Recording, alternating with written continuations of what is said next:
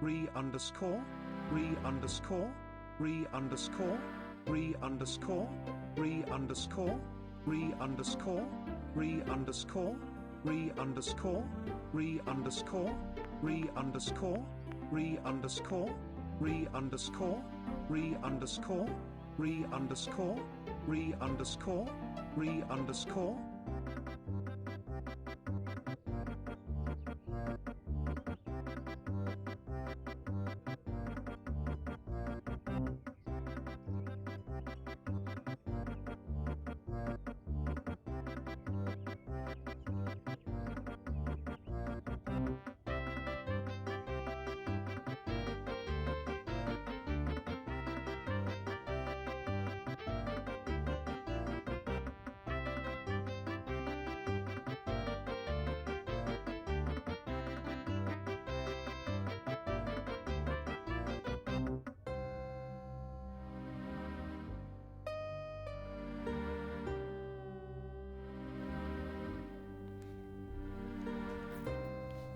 Imagine playing RuneScape.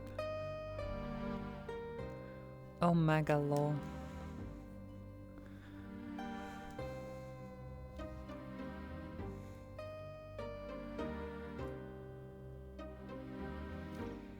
Hi.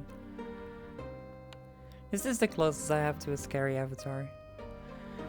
Well, I guess I have the avatar of the demon of the devouring, but that one doesn't really work as like a storytelling avatar.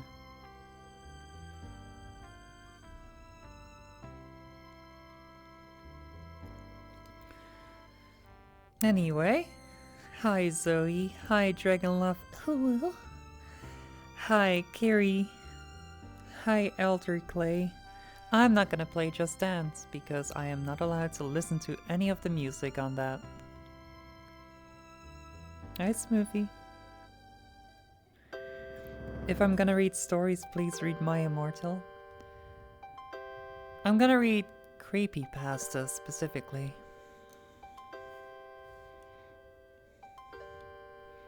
I would play Just Dance if I could. That's one of the things I wanted to do when I got full body, but sadly it just didn't work out because that's around the same time DMCA got a big problem on Twitch. Creepypastas, yes. Which also means I probably won't be reading out alerts right away, because the first story I have is gonna take like 40 minutes to read, so...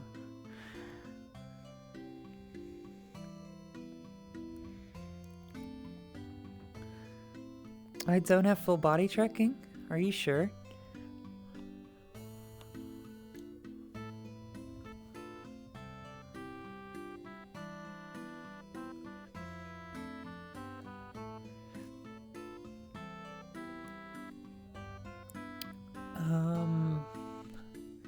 Anyway, I'm planning on going to like a more creepy setting, of course, because this is very bright and stuff, but I want to go to a much darker world. Maybe some kind of dark alley or something.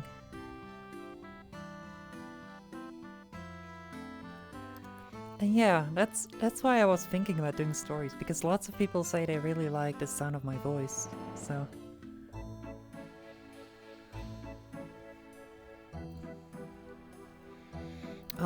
I'll just be walking around, reading the story, hopefully scaring people, hopefully not making them want me to do an ASMR stream even more than they already want.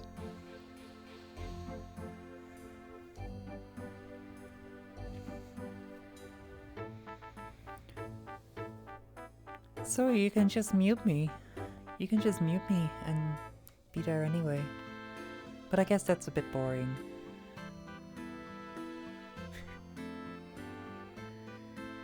Creepy map with the tent? Not sure which one it is. Let's see. Creepy.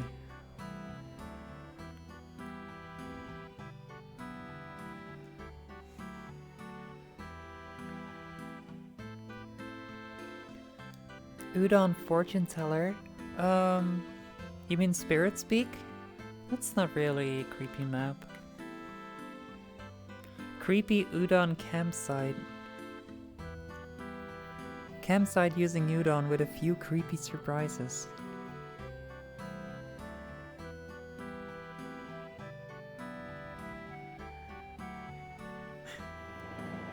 There's gonna be more fitting music for creepypastas soon.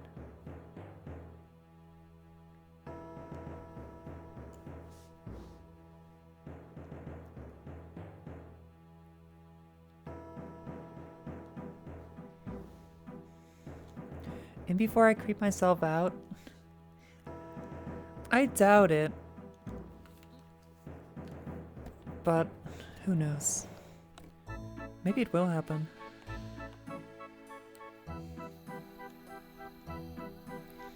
Oh yeah, this is great.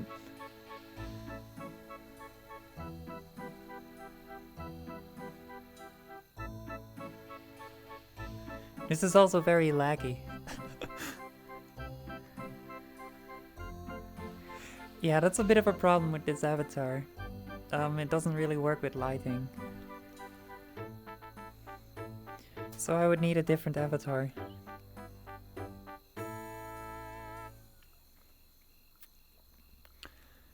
Maybe we can try to find a different avatar first.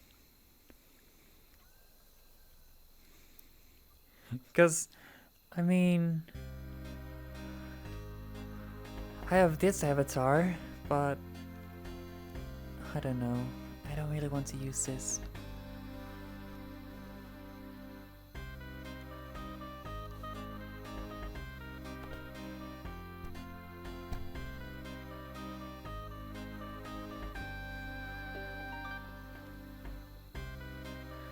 It's not a dead shader. I just disappear if I walk away from the camera too much.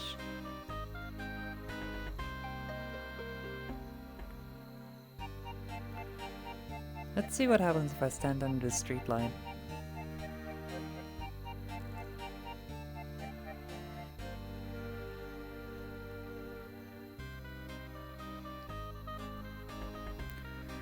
You still can't really see me in this.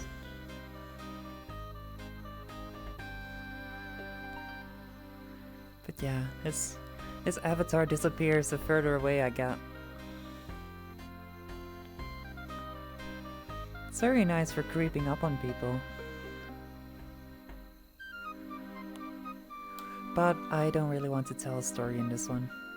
Because I want you to be able to see my mouth move, which is very hard to see on this avatar.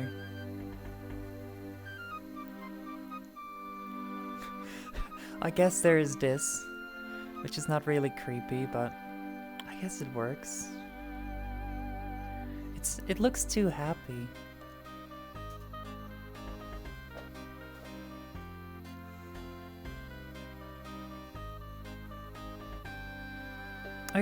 Maybe I can look for some demon avatars or something like that.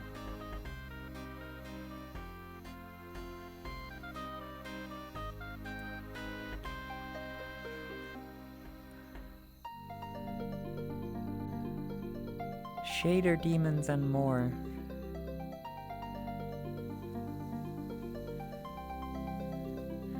First one was fine. I'll just look around here, and if there's nothing cool here, I'll just switch to the dark version of my main again. Because it is the same avatar as my main, but it's red and black instead of white.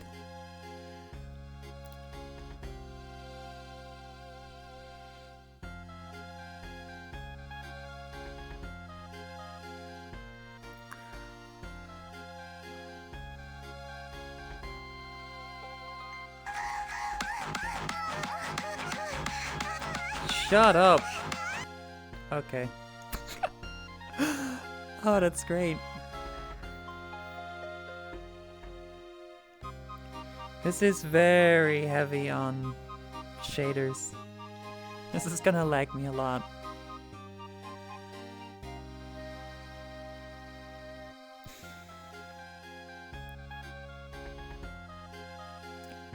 English, please. Also, hi McFeely and the Ranged Fungus. And Salote. I don't think this is a lolly. But I don't know, I can't see any details because of the obnoxious shaders. Oh no, this is definitely not a lolly.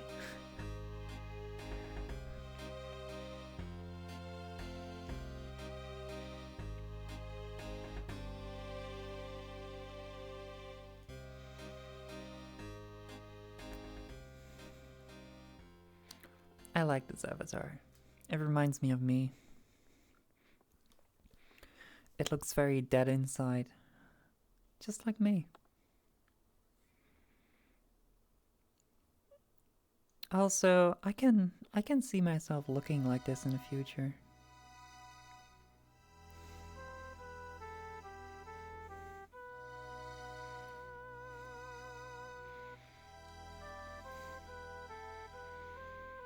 Let me go back to the world I was just at.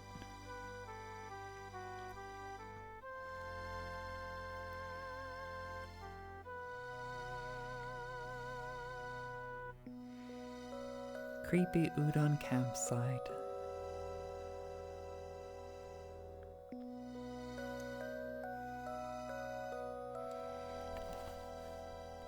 Did I get water? I probably didn't. No. I have a little bit left. Should be enough to get through the first story at least.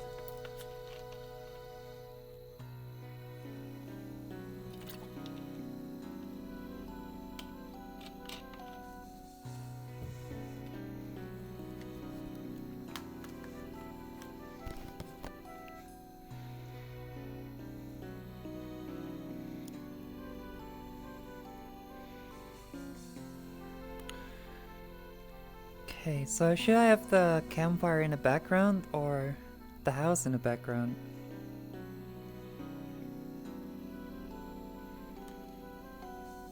Or both, like this. I feel like this is a nice, I feel like this is a nice angle.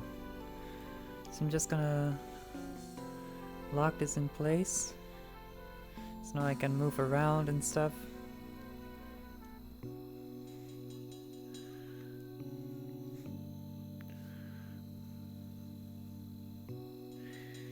Now I have to do some setting up to get the story on here and stuff.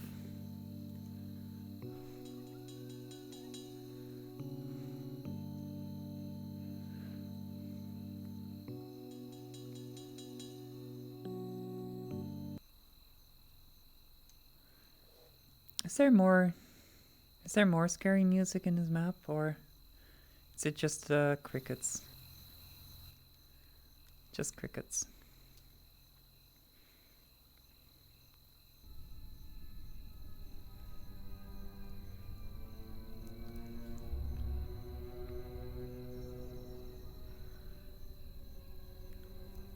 Alright.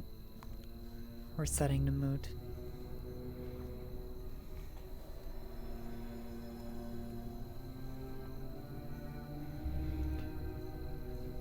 This is good background music. It already feels like such a different mood switching from the RuneScape music to this. I also noticed that I instinctively changed the tone of my voice a little bit. It's a little more quiet, a little more whispery.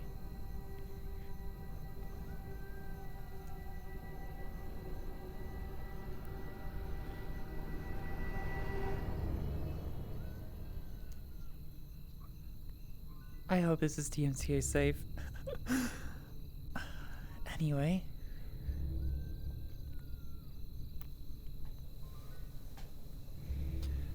I don't feel like I'm a nosy person. No more nosy than the next girl. I just have what my ma would call an unhealthy amount of curiosity. I was the kid who climbed to the top of the big oak in the backyard just to see what was in the crow's nest. I was the kid who dug a hole in the backyard so deep that I hit groundwater because I was convinced there was a cave under our house and I wanted to see it. To see. My folks aren't dirt poor, but they're pretty close. They're part of that missing middle in America. The people who work 40 hours a week until they die, with no savings to speak of. I got my first job at a horse stable when I was 14. It didn't last very long. I knew I needed to get a job because I knew we needed the money. So I bounced around for the next few years, washing dishes, waiting tables, until I graduated high school. Pop was really tough on me about college. He never went. Nobody in his family had. So there were a few fights about where I would go after school. It was a huge shock to me when just after graduation, he drove me down to the uni. He had been classmates with the dean, and they would come up with an arrangement where I would get a full scholarship, provided I made good grades and worked for the university. I never felt like a scholar in high school. I kept my head down and did enough to get by, pulling off B's and a few C's. I wasn't interested in learning, because learning wasn't interesting. University was different. I took mainly core classes. Math, English, history, science. But they were fascinating. For one thing, nobody cared if I showed up or not. It was entirely up to me to succeed. And so I did. In exchange for my education, I worked security and did some light maintenance duties. Maintenance was a no-brainer. I've always been handy, and most of the fix-it jobs were the type that could be solved with a liberal application of WD-40, or elbow grease, or both. Security was a different story. Security gave me superpowers.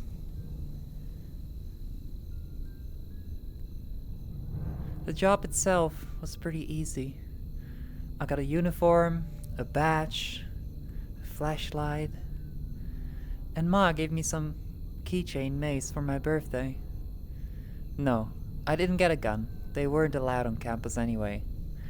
I worked mostly nights and weekends, and doubles during long holiday breaks.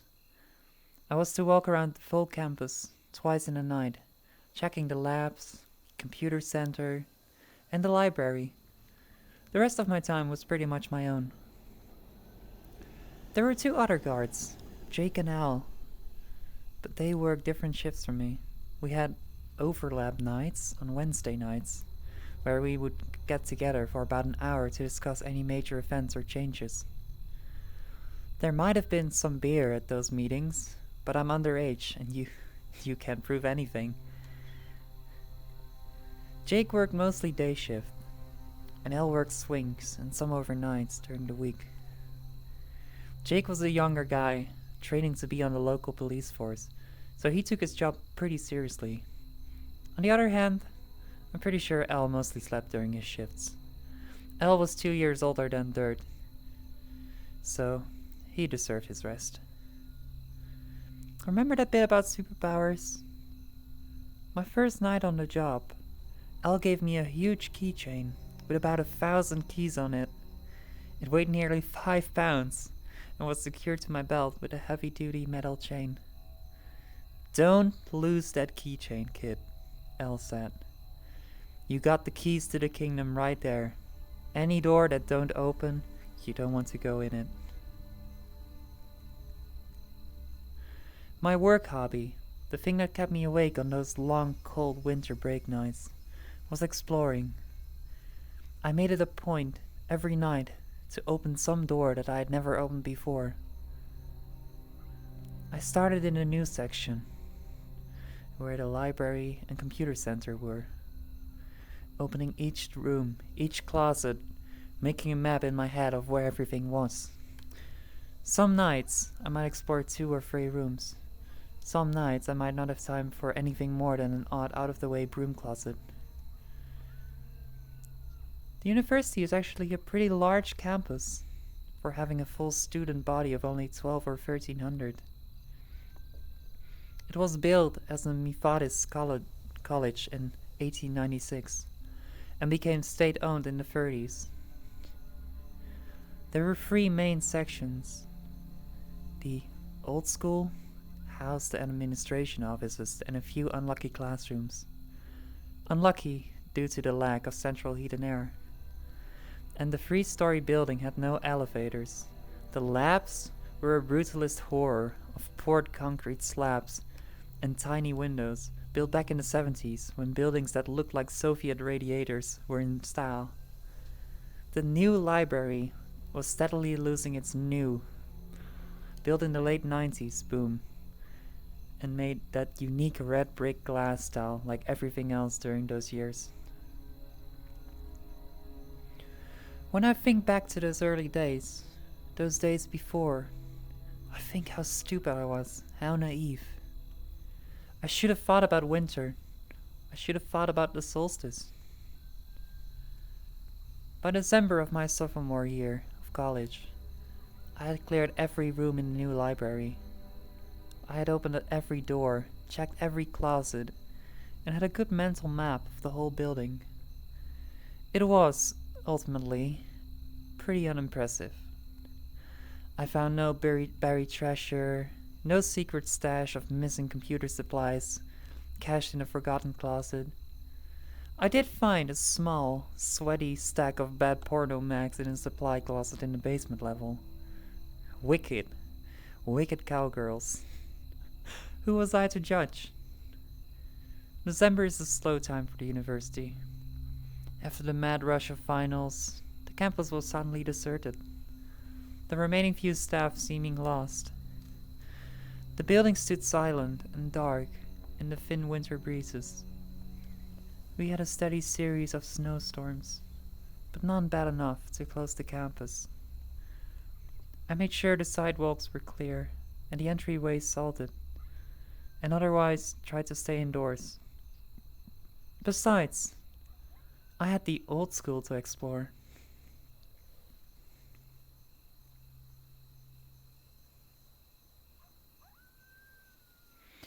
The main old school building, Downing Hall, was a 4-story V-shaped building.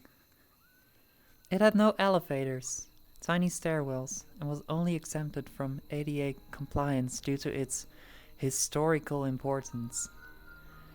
It had no air conditioning, save for sporadic window mount units that were only permitted to be installed on the rear of the building, so as to not spoil the building's historic charm.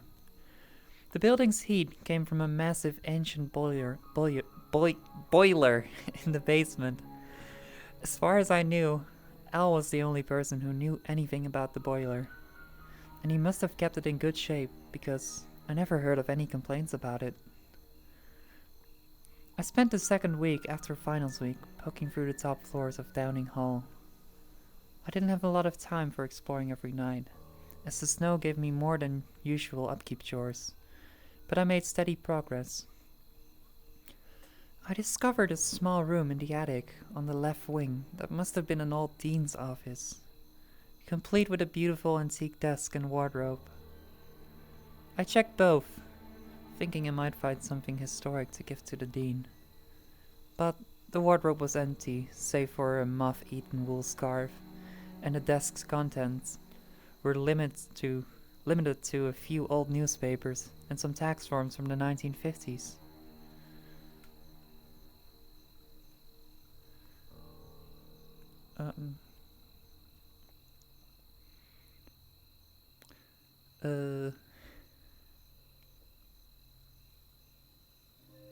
A level below, on the building's 4th floor, I found 24 small, empty classrooms. In my handyman mindset, I checked the windows for loose glass panes, and for water or rodent damage. I fully expected to see rat droppings, or at least some insect damage, but I found none. Second and third floors were much the same, except the rooms on the rear of the building were air-conditioned and thus actively used for classes when school was in session. The main floor was administration, and included the dean's office. I thought it was wise not to snoop around in my boss's office or in payroll, so I skipped a lot of these rooms. I made my way to the stairwell to the basement, used my superhero keychain, opened the heavy door, and went down. The basement of Downing Hall was different from that of the new library. For one thing, it was a lot more cramped. The hallway was narrow, the ceiling was low, with doorways leading off at regular intervals. I checked every room, flipping the old 2-button switches to on, using my flashlight on the dark corners. I had carried a few packs of spare light bulbs, the fancy new CFC bulbs, in my satchel, thinking to replace any that had burned out and save the environment while I was at it. The little rooms mostly contained junk. Spare desks, filing cabinets, full of 40 and 50-year-old papers, old holiday decorations, and so forth, lit by naked hanging bulbs.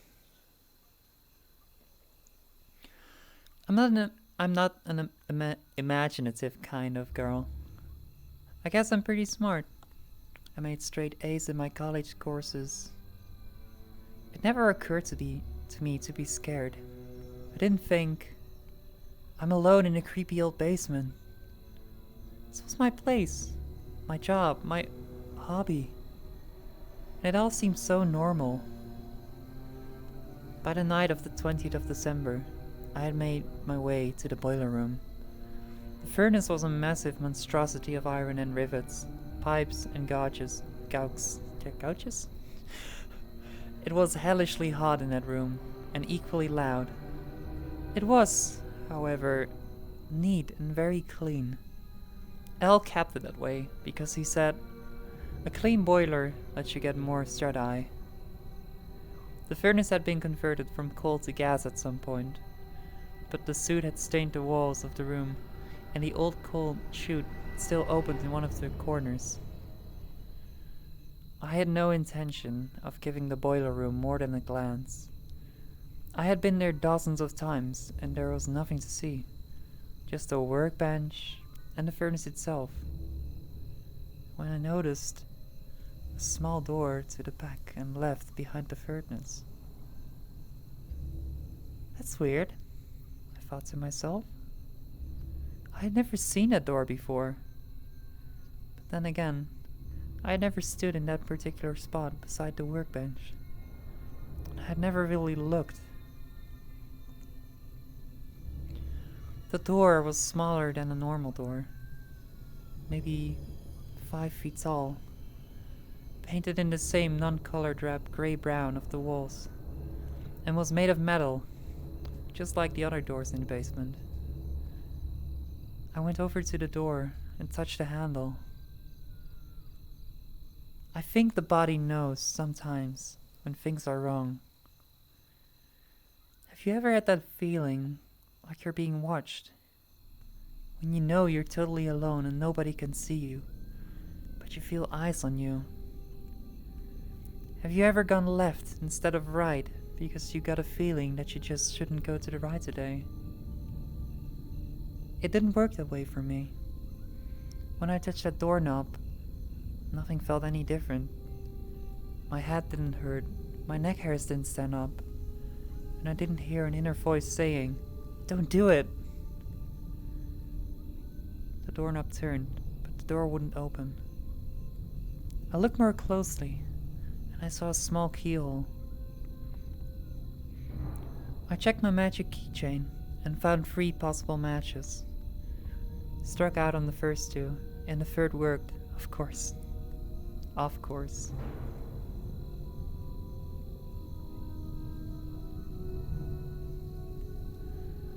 The hinges squealed like they hadn't been used in a long time. Decades. My handyman instincts noted it. WD-40, I mumbled.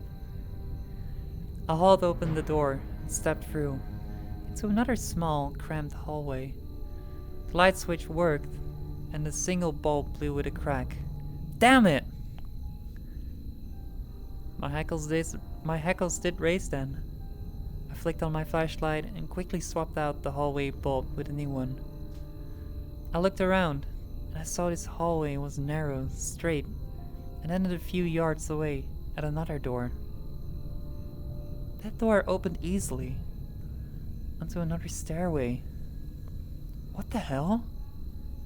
I said. Nobody had ever mentioned a sub-basement for this building. The hairs on the back of my neck were still standing out. I shook it off as nerves from the blown bulb and walked to the stairwell. It was a standard stairwell and looked pretty much the same as the others in the building. I walked to the bottom and met another door. I pushed through it to see another long, narrow hallway with doors leading off to either side at regular intervals.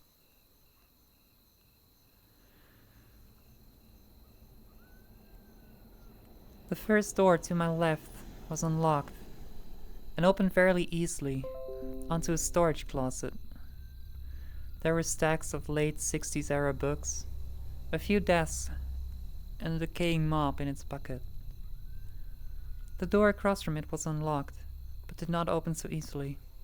I hauled the door open to find a larger room that looked to have been used as a classroom. There were desks, a blackboard, anatomical diagrams, and posters on the wall. Everything was covered in an inch of dust and appeared to have not been touched in a long time. Why would anyone have a classroom down here? I mumbled to myself. How would they even convince students to get down here in the first place? I remember thinking at that point I must have somehow discovered a back way into another wing of the V-shaped dining hall. Maybe this is where the old science classes were held. before the labs were built. I moved on to the next set of rooms. They were both classrooms, abandoned, dust-covered, and mostly empty. So were the next pair, and the next. I saw a total of 12 disused classrooms in that hallway, and a small break room, complete with a lonely coffee pot. I also found 2 small restrooms. I didn't spend much time checking them out, as the lights didn't work and I didn't feel like replacing those bulbs. I found myself getting slightly nervous. I was in a strange section of the campus, and I was working alone that night. In the back of my mind, I just couldn't truly justify the existence, the waste, of a floor full of unused classrooms. When I got to the end of the hallway, I met another steel door. I opened it and saw another stairwell. I was fully expecting this stairwell to go up, to connect to one of the other main stairwells in Downing Hall. The stairs only went down. This was the point, I remember, at which I began to get scared. No way that these stairs go down. How would anyone get down here? Here.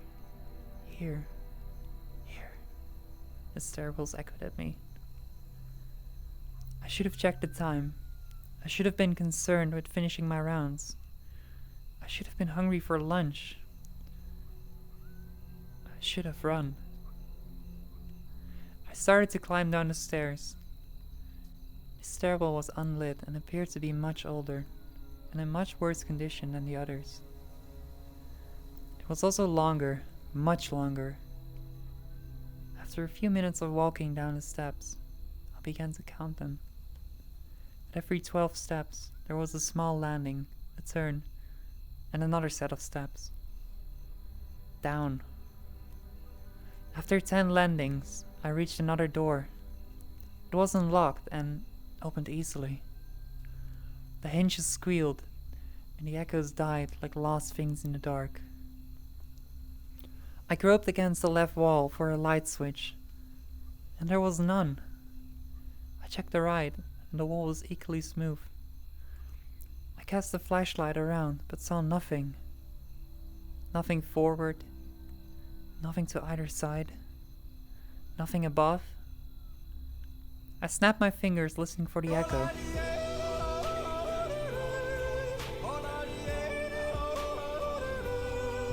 Thanks to @K by Day for my sub gift. Thanks for the sub.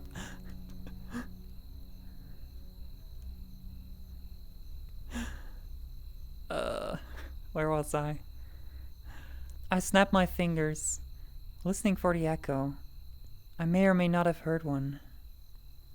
I slowly came to realize that the room into which I had entered was enormous, cavernous, possibly the biggest room I had ever physically experienced. I shrank back to the doorway for a moment.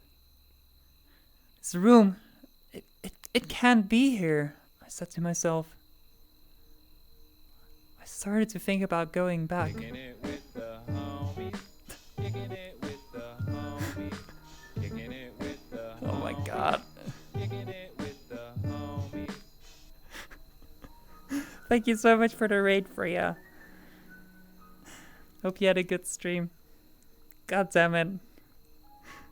I've been doing this story for like 25 minutes uninterrupted, and then I get a sub and a raid at the same time, pretty much. I was in the middle of a creepypasta.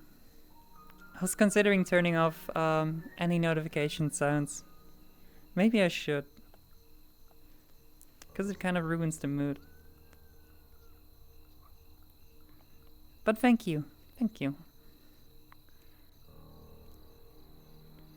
Anyway,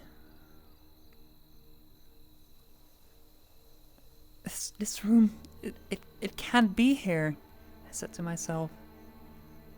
I started to think about going back, but I also started to think about wanting to know what was in there. I took a step forward, and another, until I was walking steadily into the room. I kept a steady pace, counting my steps.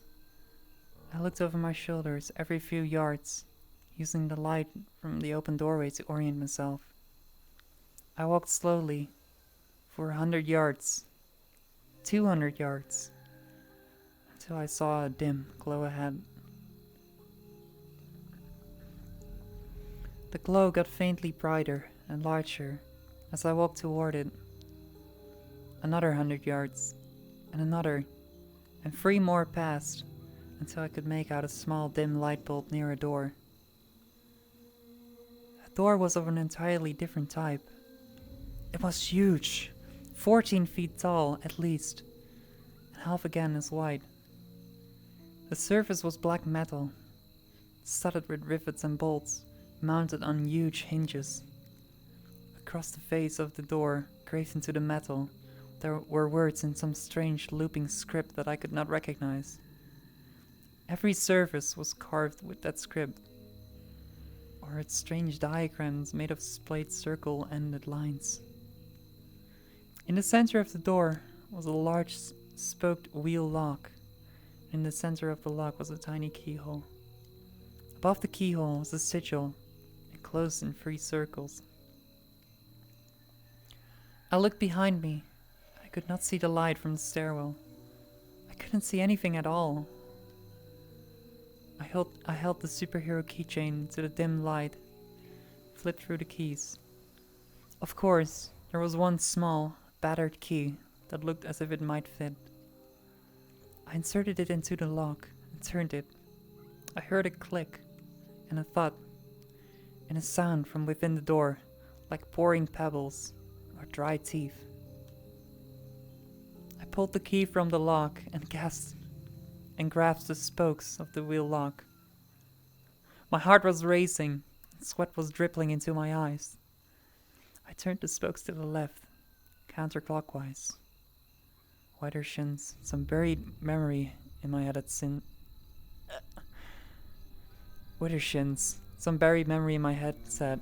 and kept turning until the wheel stopped. There was another thud and a crack, then silence. The darkness behind me no longer felt empty. In fact, it felt positively crowded, as if I had an audience watching me. I stepped back from the door, flashed my light around. Still nothing. Dry, empty floor. I turned back to the door, grasped the large cast iron handles, and pulled. Nothing. I tried harder, putting all my weight into the pull, and at the last moment, at the end of my strength, I heard another crack, and the door groaned open on a draft of cool, stinking air. The smell was heavy, moist and musky. I had a flash memory of my mother talking to me at the zoo as a child, and the smell of the cat house with the lions. At the thought of the lions, I let go of the handles and stumbled back a bit. I carefully shone my light into the yawning black crevice of the open door. I saw a short hallway that opened into a small cramped room. I saw a filthy, rusted metal chair. I saw bones. Small bones.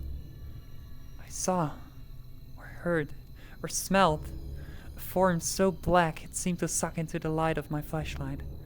I saw a black form rushing towards me, running towards me, filling the hallway, howling and laughing and speaking in a voice that sounded like mountains collapsing. I remember fangs, and the words that turned my bones to rusted glass. I remember feathers, and a hand with too many fingers, jeweled with something unspeakable. And the smell, the stink of something long caged. I remember wings. I don't know how long I wandered in the dark, alone under hundreds of feet of rock. There was no light. There was no way to judge time. My flashlight was dead. My cell phone, and even the small specks of luminescent paint on my cheap wristwatch were dark. There was something wrong with my right leg. It hurt, but I couldn't see enough to find out why. I kept hearing my audience there in that cavernous room. I screamed at them. I felt one of them touch my face, and I threw my flashlight at it. The flashlight bounced and rattled and became still. Somewhere that I was not. Something laughed. Later. I raved and screamed, but didn't throw anything else. I found the doorway after hours or days of crawling. There were no lights in the stairwell. After years of climbing, I crawled into that first forgotten hallway. I sliced my fingers on the crushed remains of the light bulbs I had packed in my satchel. I crawled down the hallway and reached the next stairwell. I hauled myself up them, finally out into the boiler room. When I staggered out of Downing Hall, 2 full days after going in, it was into dim winter daylight, and a full police presence. 5 people had been found dead on and around the campus. All had been brutally, savagely murdered, bodies splayed open, vice versa missing, viscera missing. The teeth marks suggest a wild animal, but their murder scenes and body positioning also displayed a certain intelligence to them. There was also the writing, carved into the flesh, when it was not yet dead meat. The cops wouldn't talk about the writing. The cops wouldn't talk to me either. Not afterwards, when they first saw me stumble into the daylight. Covered in blood, they assumed I was the perpetrator. They quickly changed their assumptions when the medics pointed out the green stick fracture, the dehydration, the concussion, and the obvious shock. The cops asked a lot of questions. I answered as best as I could. I told them about the door in the boiler room, but they couldn't find it. They showed me the bare, smooth wall from where I had crawled, dazed and broken. My tracks stopped at that wall. 2 cops tried breaking through the wall in that spot, only to meet old brick and an older earth past that. The cops wanted to know where the long, black feathers came from, stuck to my clothes by dried blood. I didn't know. I didn't want to know. The cops, the medics, nobody would look at me anymore. The scars on my face, the deep gouged out writing, was not a sight that most would want to see. I was marked. Whatever I had let out, whatever had killed and eaten 5 people, and a week later 6 more, it marked me as a friend.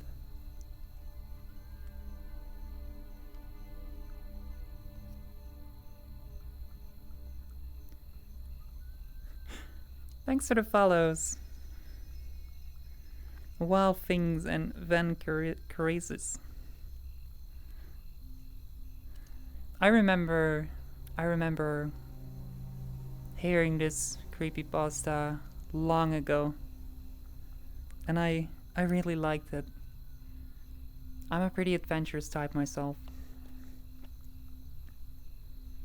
So, like, finding a secret room and like a whole huge area underground that nobody knows of. That was really interesting to me.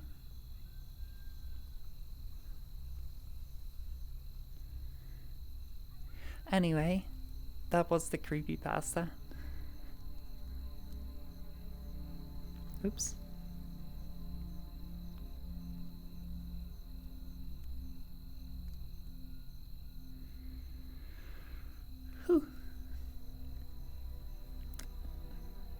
I was giving myself goosebumps while I was reading that.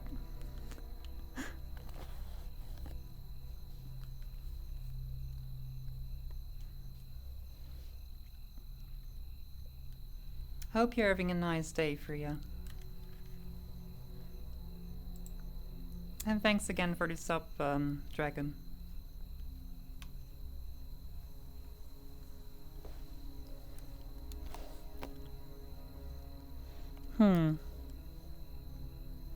What now? I should find another creepypasta.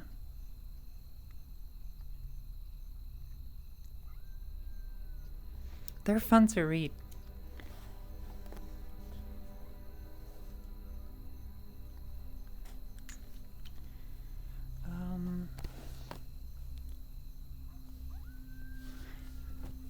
Anyway, something cool happened yesterday.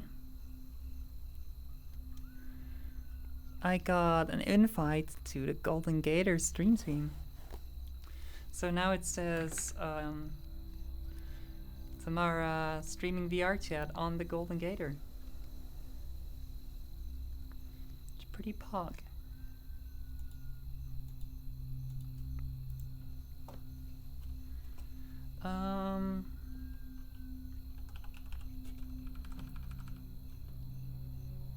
Thank you, Wendigo.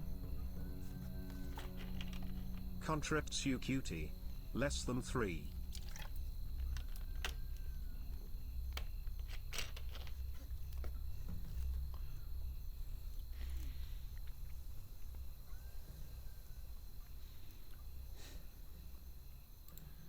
Let's see.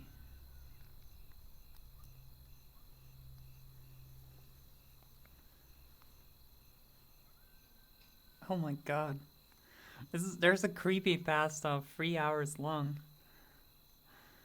That's a little too long.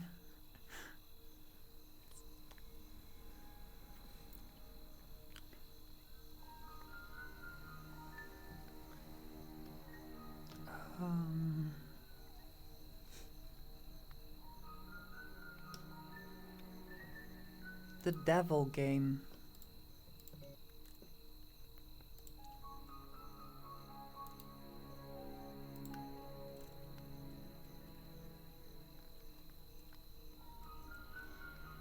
This is one of the... This one is really high rated. This one is rated 9.09 out of 10.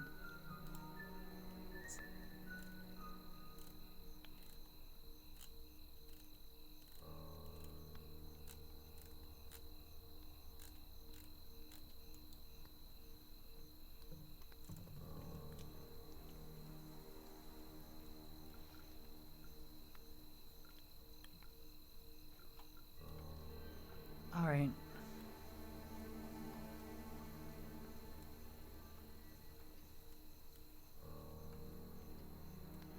This is gonna be the next one. It's called The Devil Game.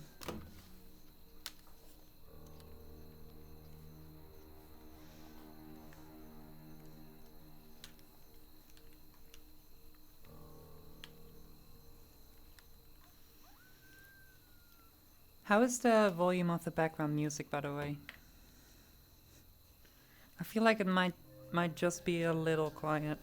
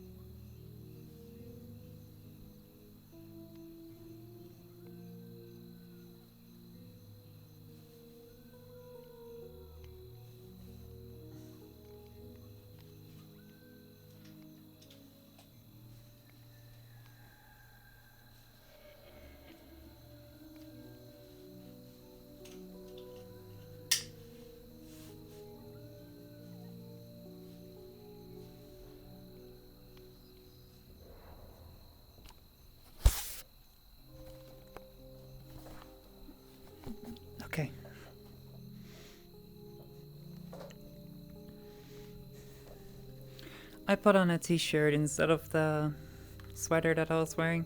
It's getting a little hot in my room.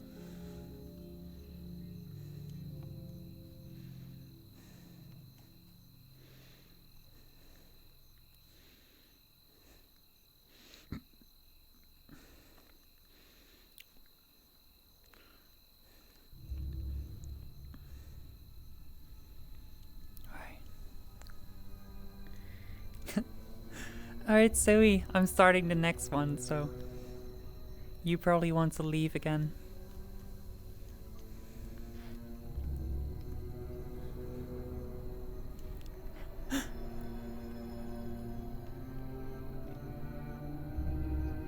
Pray, for devils have no reason.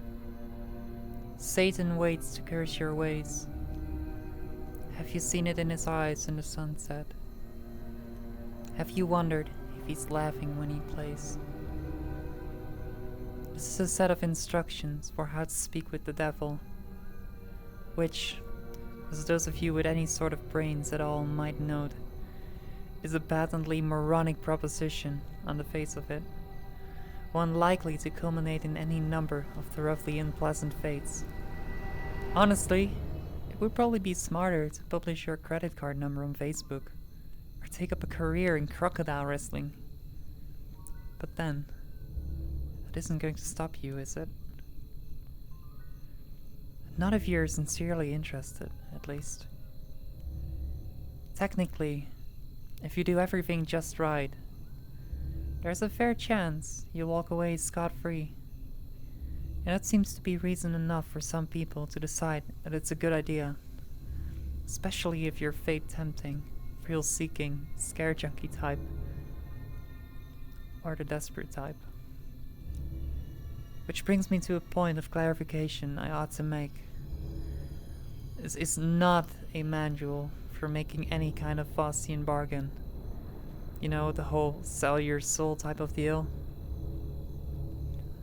Although, if you happen to bring it up in conversation, he certainly wouldn't be one to refuse. Following through with such a foolhardy bargain, however, would necessitate removing some of the protections which you will put in place for your conversation. I don't think I need to spell out for you why that would be a bad idea.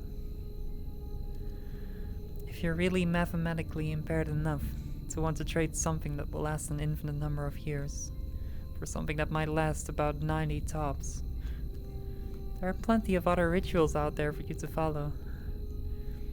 This one, if performed correctly, should only allow the two of you to talk.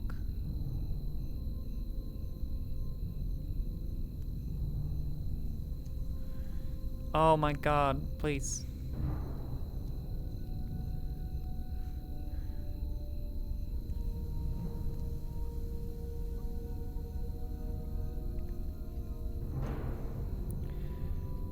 This, perhaps, begs the question of why exactly would you want to speak with the devil in the first place? Maybe some of you just like the idea of making small talk with extremely dangerous occult entities, but for the sake of the human race, I hope most of you aren't quite that stupid. Short answer is, he knows things. Things that some of you may have a deep vested interest in finding out. I mean, he's not omniscient or anything, much as he might like to pretend otherwise. He's not God, but he's definitely got a supernatural advantage over the kind of knowledge any human would be able to obtain. For example, he probably wouldn't be able to predict when the next world war will happen, or tell you the cure for cancer, but he could very well be able to predict the winning numbers of tomorrow's $500 million Powerball drawing. Tell you what deadly, undiagnosed condition might be inflicting one of your loved ones. Of course, the Prince of Darkness doesn't just go around giving out winning lottery numbers to anyone who asks. Trusting any sort of information obtained from a being commonly described as the father of all lies is liable to land you in a worse situation than you were in when you started. However, If you're really that sad on finding something out, and you've exhausted all other options, there is a way to try to get accurate information out of this guy.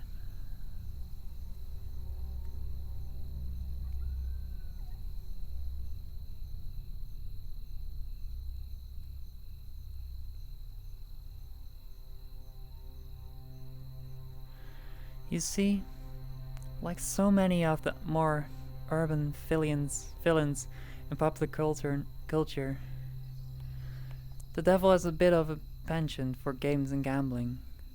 Of course, the reason he likes them so much is that he almost always wins.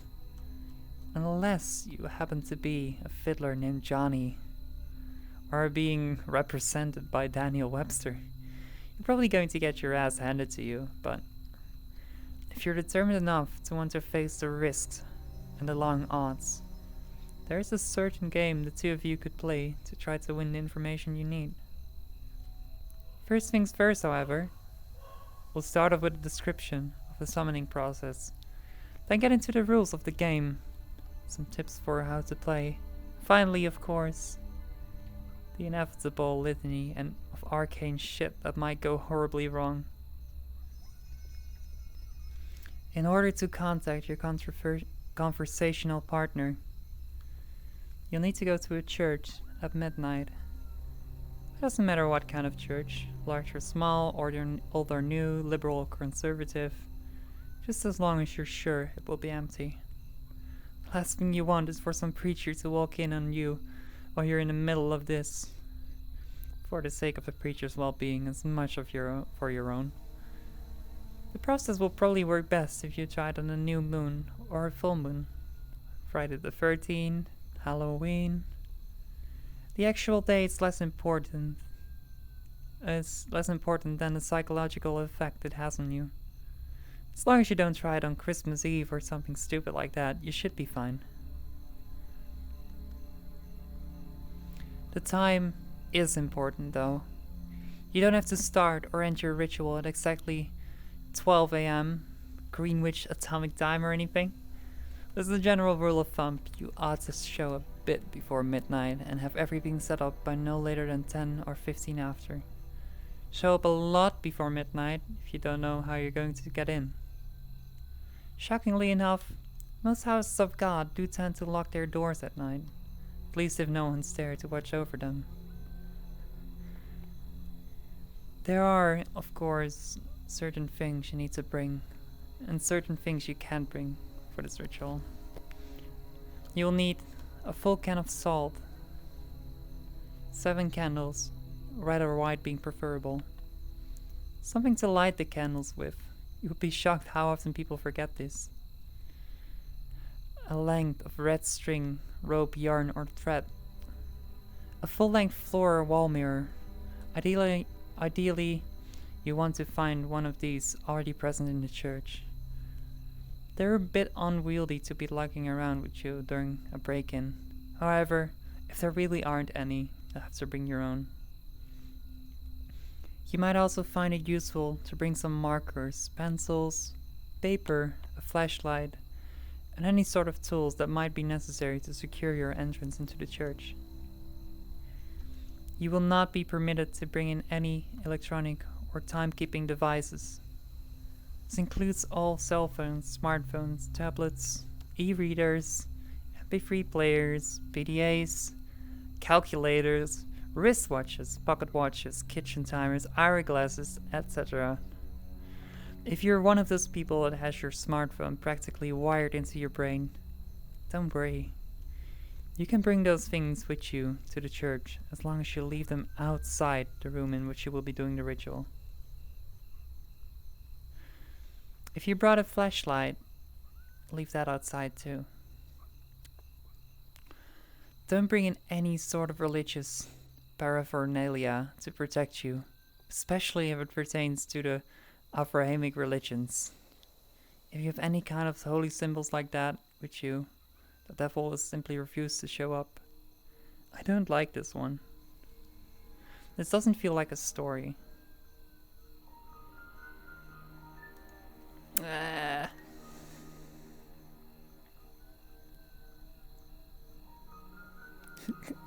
Hi, Zoe.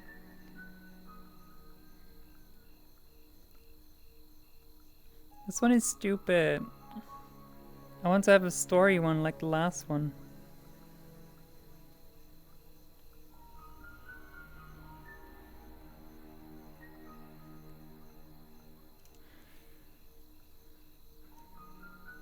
This is literally... I think this is really only... Yeah, this is all like instructions. It's not really a story.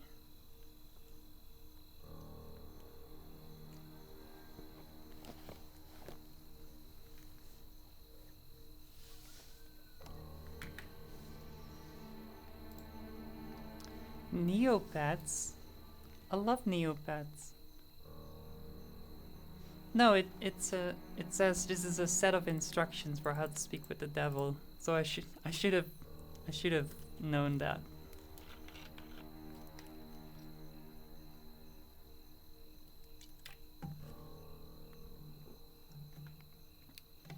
Slender copy pasta? Why not?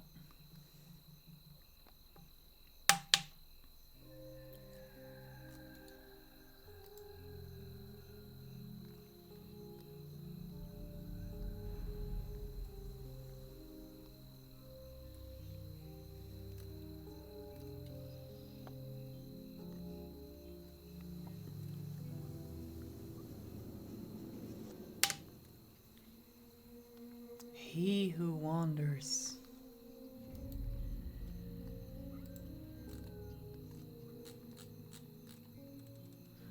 Oh my god, these are all so long.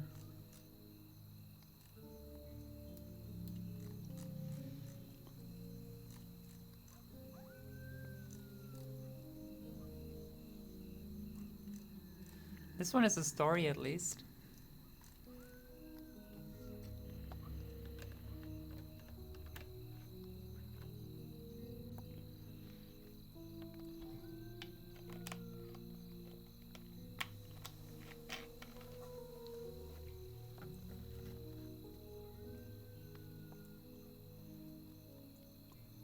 I think that's about how long this story is gonna take, so it's perfect.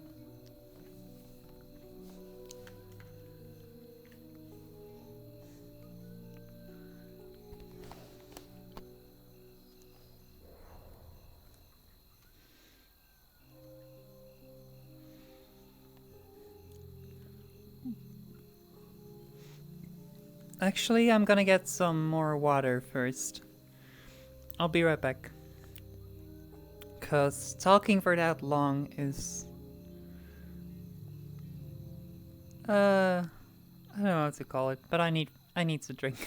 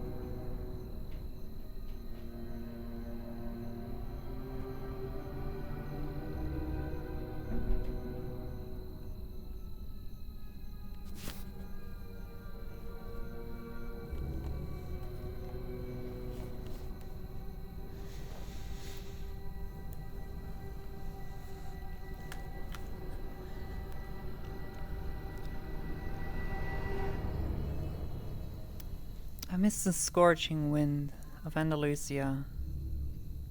How it pours sunlight onto your face. Toying with eyelashes, flattening dry sand against cheeks, and milling around hair. I miss the smell of the valley and a ripening softness of musket fluff glistening in the afternoon breeze. From up here, I can see the house where I grew up. I see white chapels, tucked into grape orchards like pawns scattered on a chessboard. I can see patches of asphalt on El Jardinito Road, hailing from the old town through dappled rocks, then waning behind the horizon with erratic headlights of beat-up trucks cruising along. One of the pit stops along at Jardinito, where truck drivers stop to relieve themselves, marks the starting point to this wavy trail. All covered in blotches of spindly grass stalks and flaxen sand. The trail is barely noticeable at first. Truth is, no one even cares to notice it. Why would truckers taking a blitz league care to check on a mucky trail leading to God knows where? But I do. This is how I got up here, to the top of this hill, where I am standing now. I've climbed all the way up here, so I can finally end it all. All these years of vagrancy and villagey, exile and fear. This is where it's all going to come to an end. But for now, I'm enjoying the view of the valley unfolding below. I'm sipping the air of what could be my final memories. He will show up soon. He always does. Like a shadow, he's been following me right on my footsteps. Always there, behind me. There he is. His limping figure appears behind a sharp bend of El Jardinito. He looks up and sees me, then stops for a moment to catch his breath, and leans on his cane, as if assessing the remaining trajectory for this final stretch.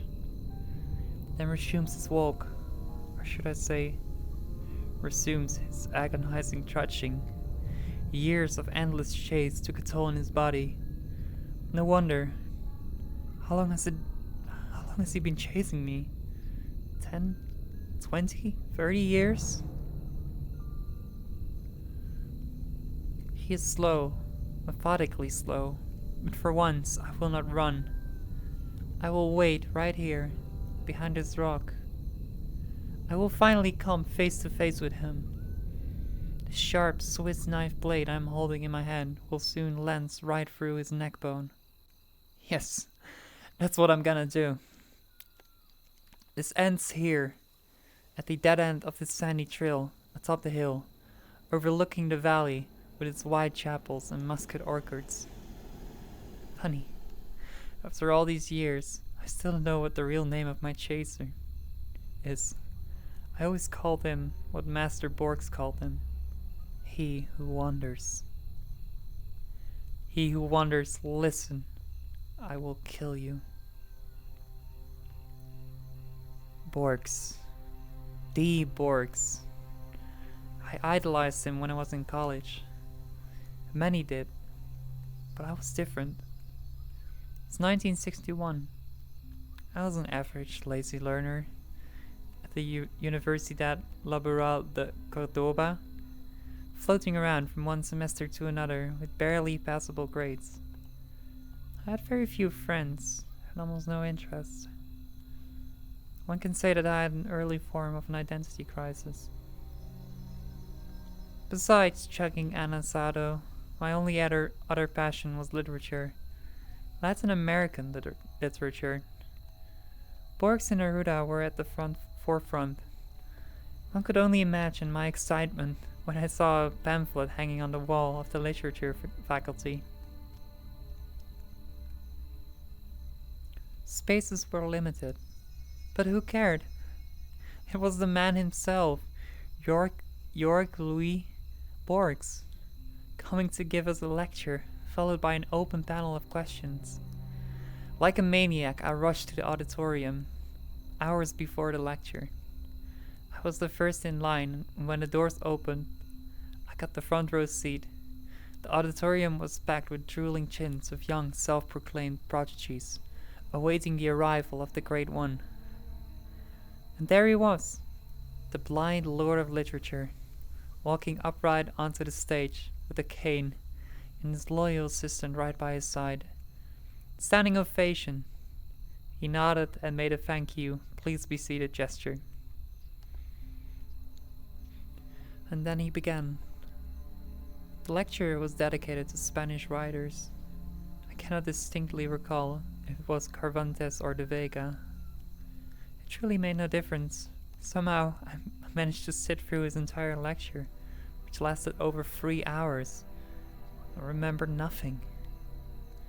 He talked slowly and methodically, pouring honey into our ears, like Segovia's guitar, with his absent eyesight fixed on the ceiling. But then it happened.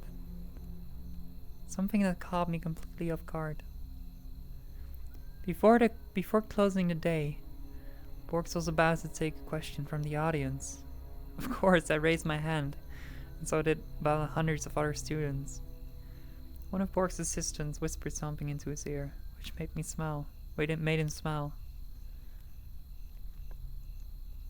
It is an honor for me to be in front of an audience of young people, but our time is not infinite, he said, with blind eyes still pinned on the far corner of the hall.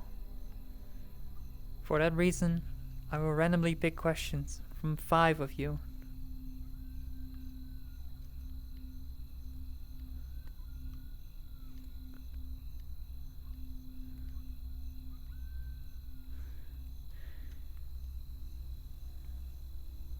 I have never won any prizes or lotteries in my life.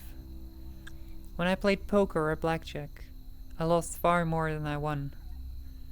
I knew my limitations, and that turned me into an average apathetic person, rarely trying to outdo oneself.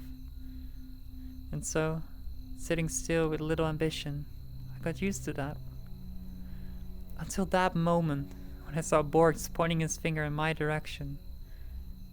It came as nothing short of a shock. Me? Yes, young girl. Senior Borks picked you. Step forward and introduce yourself, said his assistant. I did not know what to ask, so I quietly mumbled my full name. Tamara Augustine Navarro. Borks shifted his great-shaded pupils in my direction as if reacting to a sudden buzzing of a fruit fly. Tamara Augustine Navarro. Navarro. Haven't I met you once before, young girl? He asked. No, Senor Borks, I've never had the honor. But you will. We will meet again, Navarro. You and I will meet again. But for right now, what is your question? The rest of the day was foggy. I don't even remember what question I asked. It must have been about him winning the Prix International. Not sure. Maybe not important. No, it was not important at all. The greatest writer in history of mankind called me by my name, then that bizarre, unreal thing he said about us meeting again. When? 9 years later, in 1970. And there I was, a somewhat promising journalist in one of London's somewhat scandalous tabloid newspapers. Every week my name was featured on the second page, alongside with celebrity chronicles and vile rumors. My paycheck was decent enough for a small studio flat by Manchester Square. After years of having been penned up by directionless studies, you could say I became something more than an average, or at least that is what I believed. That day, it was early October, arguably the best season in London, began as usual. I ate my chic breakfast consisting of 2 scrambled eggs, ham, toast, and dark roast coffee at Barrymore's dinner, and was ready for a pleasant walk to the office. It was shortly after 8 a.m., and I was in no hurry. My route was the same as it was every day. Past the square, right turn on George Street, Left turn on Thayer.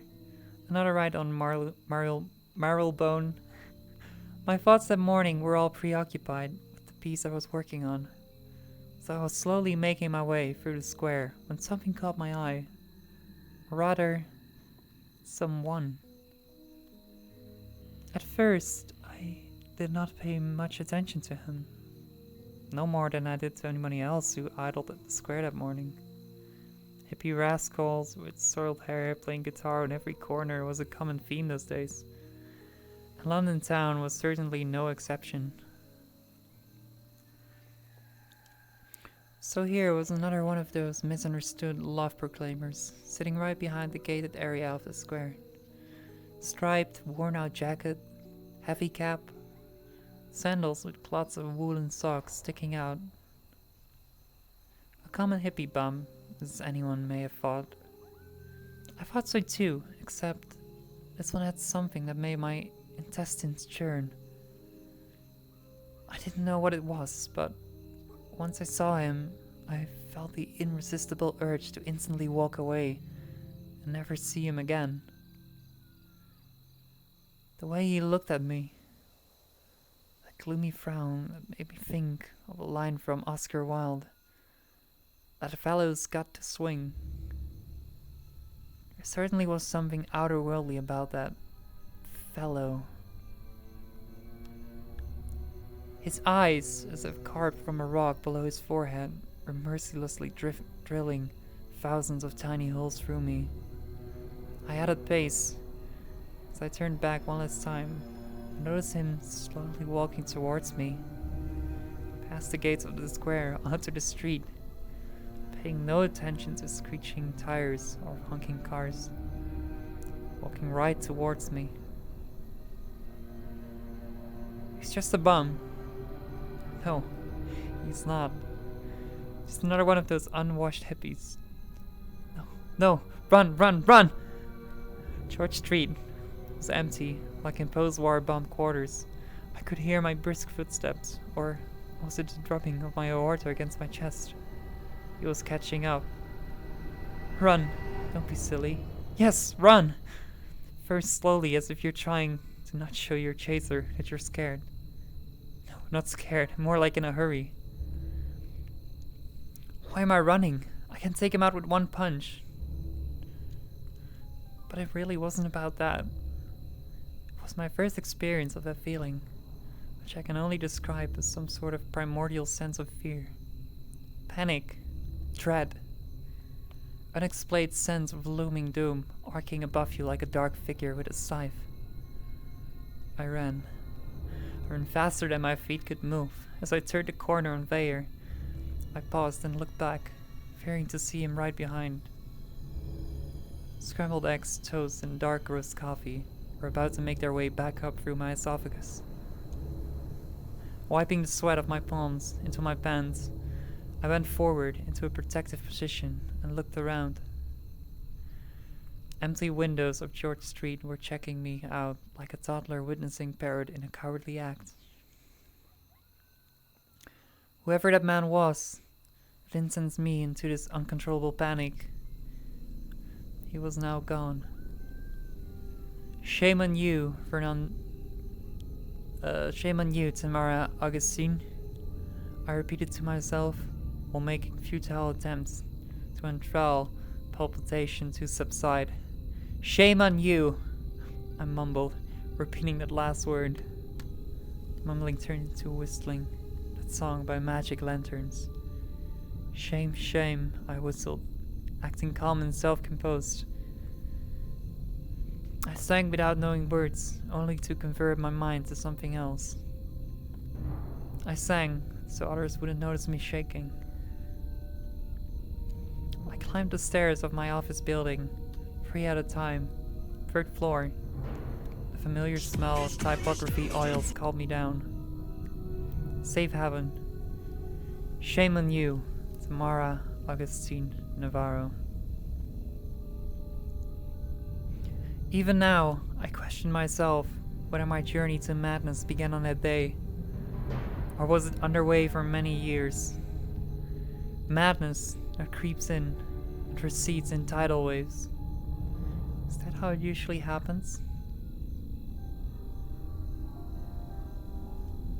All I know is that an hour later I was laughing at my little moment of weaknesses. Preposterous and rubbish, my thick Andalusian twang spoke to me. The idea of being fully checked out by a specialist did cross my mind, and I immediately thought of Dr. Patel in Camden Town. He would give me an uncomfortable medical diagnosis, like a panic attack, and prescribe some white pills, I thought. Little did I know that the day had more surprises in store. The unnerving script development continued in a more eerie fashion when my boss marched to my desk with a pack of printed paper. No, Navarro, you are not going to see Dr. Patel in Camden Town, who will make a judgment call on your insanity. Instead, you are going to do an article on Jörg Louis Borg's new book. He's making his presentation today at London Public Library, and blah blah blah. I forgot about the panic attack. The thrill of seeing Master Borgs again, 9 years later, was surreal. Moments later, I was sitting in a cab on my way to the London Library, scribbling all possible questions I should be asking him. Alain Vormé de Brody, other books? Forget it. I knew very well what I would ask. I paid the cab and galloped up the marble stairs leading to the hallway, where the master was about to hold his new book presentation. I elbowed myself through the crowd of journalists to occupy the coveted front row spot. Quick inventory check. Wallet, J-sack along with the omnipresent Swiss knife. Seconds tick leisurely on my wristwatch. 4 more minutes. Forget this morning's sickness. Forget Dr. Patel. Collect yourself, Tamara.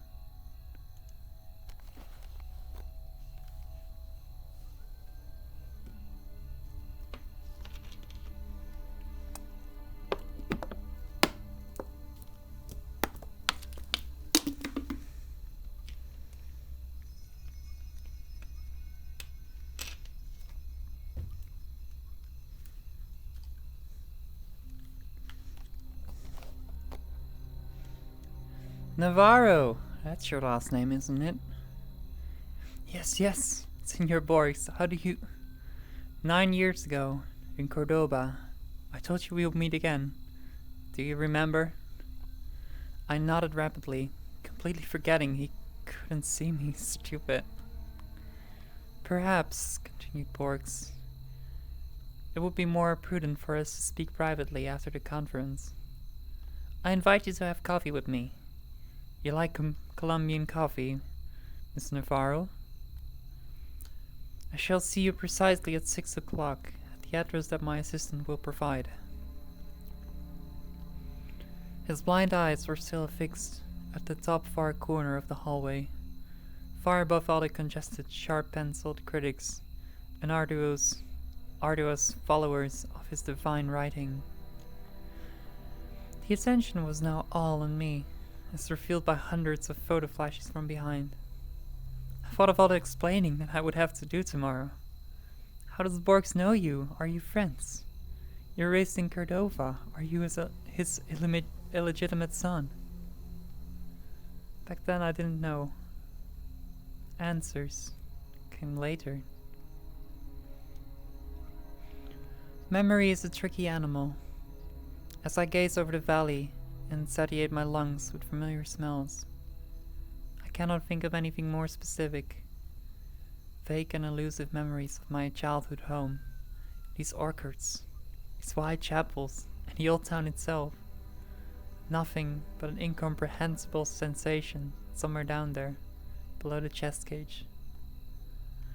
I close my eyes and let the sun twirl around with tinted specks of mosaic light.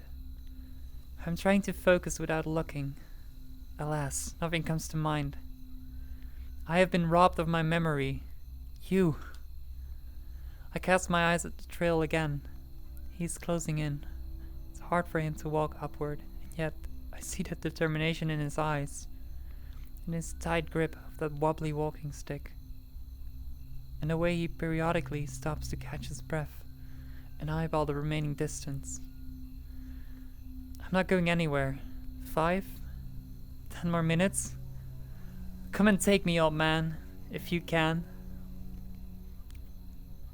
I almost see his facial expression under the heavily pronounced frontal lobe. It's a grin. It's an expression that says, "We shall see." Once I read an interview in the Morning Times.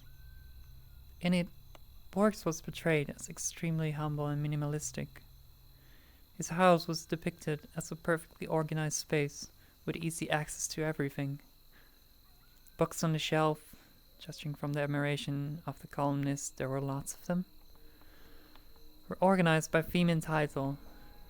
Dictionaries and encyclopedias were grouped together in the same rack, so he could find them easily.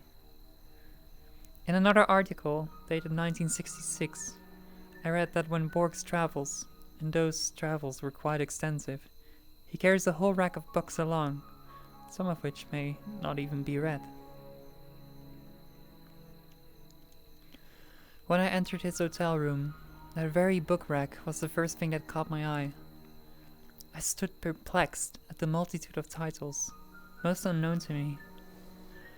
When I heard the door swing wide open, and there he was, entering through the doorway with a leisurely swinging cane. "Ah, Miss Navarro, how kind of you to visit this old man." I took a step towards him, and produced some gibberish like, "Pleasure is all but mine." He half smiled and pointed his hand to the chairs. "I know you will quite enjoy the taste of Colombian dark roast." Borg sat down and leaned slightly backwards without releasing his cane. "Do you know the biggest advantage of being blind?" he asked, and answered immediately. "Blind do not need light, so my utility bills are way lower." He laughed at his own joke, only to be interrupted by his assistants carrying a tray of aromatic coffee, poured in 2 small porcelain cups. Amazing how the very idea of drinking coffee instantly changes your mood before you even take your first sip. As I was readying to go on a pre-scripted monologue of expressing my gratitude and honor, Borges jumped right into the action. "I will get right into it, Miss Navarro. About you being here, about me remembering you. I know you have many questions. I will attempt to answer some. Some, but not all. When you leave this hotel, there will still be some questions that you will have to find answers to, on your own." He gently picked his cup of coffee, and with hands somewhat shaking, took an artistic sip. Yes, I had questions. So many that my brain membranes were bustling in bewilderment and disbelief. Here I was, sitting in a room with one of the greatest writers, who happened to mysteriously know my name, and... "Have you by any chance read my book? The Book of Imaginary Beings?" asked Borges. "I have. Many times. I read it in Spanish when it just came out. Very recently I bought the English translation at some shabby bookstore of Oxford Circus. I read that book far too many times, but never in its entirety. Mostly starting on a random page, just as Borges had intended it to be consumed by his readers. You see, Miss Navarro, that book was, and perhaps still is, a never-ending work in progress, as human imagination has no boundaries. I have included what I had researched over 10 years ago, then recently expanded and republished with more figments of collective human imagination. But the book is merely a small subset in a way. The book writes itself. In some form, it's a labyrinth, an endless one, a living one, where every corridor and every room is never the same.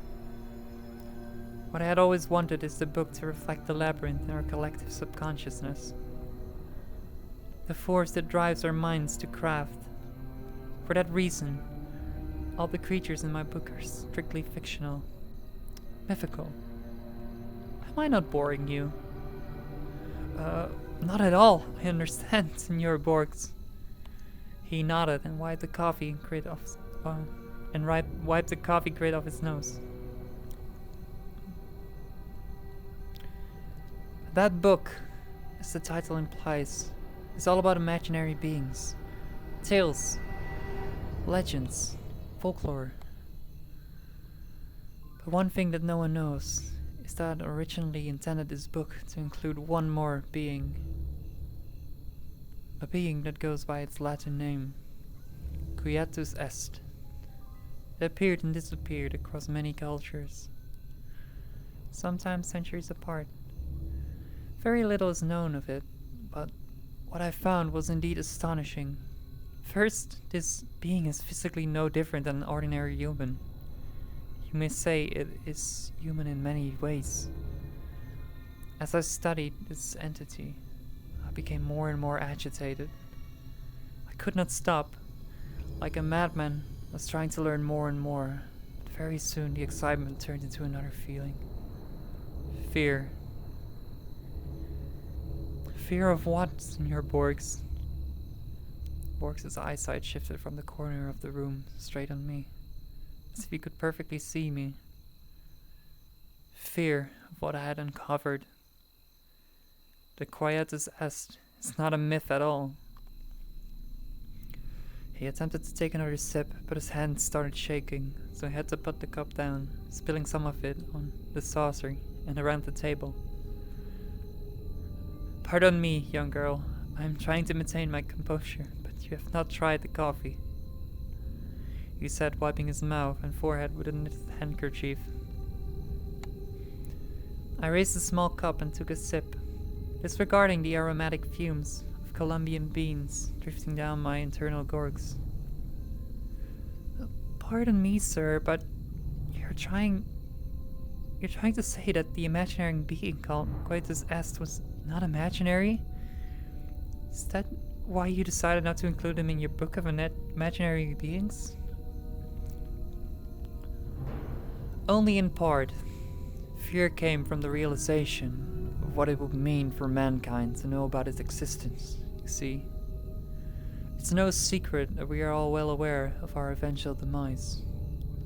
We all die, but imagine what would happen if we all stared right into the face of death every single day of our lives and knew that the time was left for us in this world.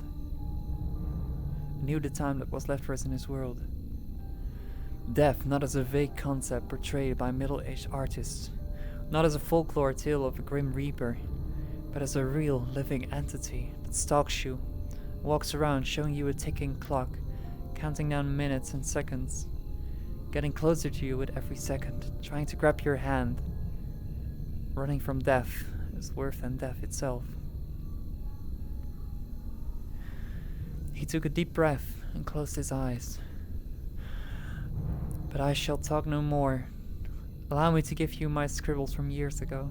These are unedited in their raw format. So please, pardon the poor language. It's right there, in the drawer. You will find a folder with a yellow piece of paper. Read it aloud while my ripe old body attempts to catch a breath. I opened the drawer as he instructed. I found a yellow piece of cursive handwriting carved in Spanish with some Latin phrases. The scribbles were short, less than a page long, with marks and scratches, but most of it was very much decipherable. He must have written this himself, half blind. I thought, what caused him to do that and not dictate to his assistant? I unfolded the paper and began reading.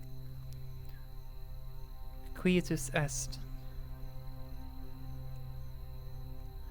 It is said that one shall not know about its own ways in times of demise. The imminent passing is only felt by those that are either terminally ill, and even so, they don't possess the knowledge of when and where, or by death row inmates awaiting the exact day when and where, or by death row inmates awaiting the exact day and time of their execution. Lack of such knowledge coerces us to exist.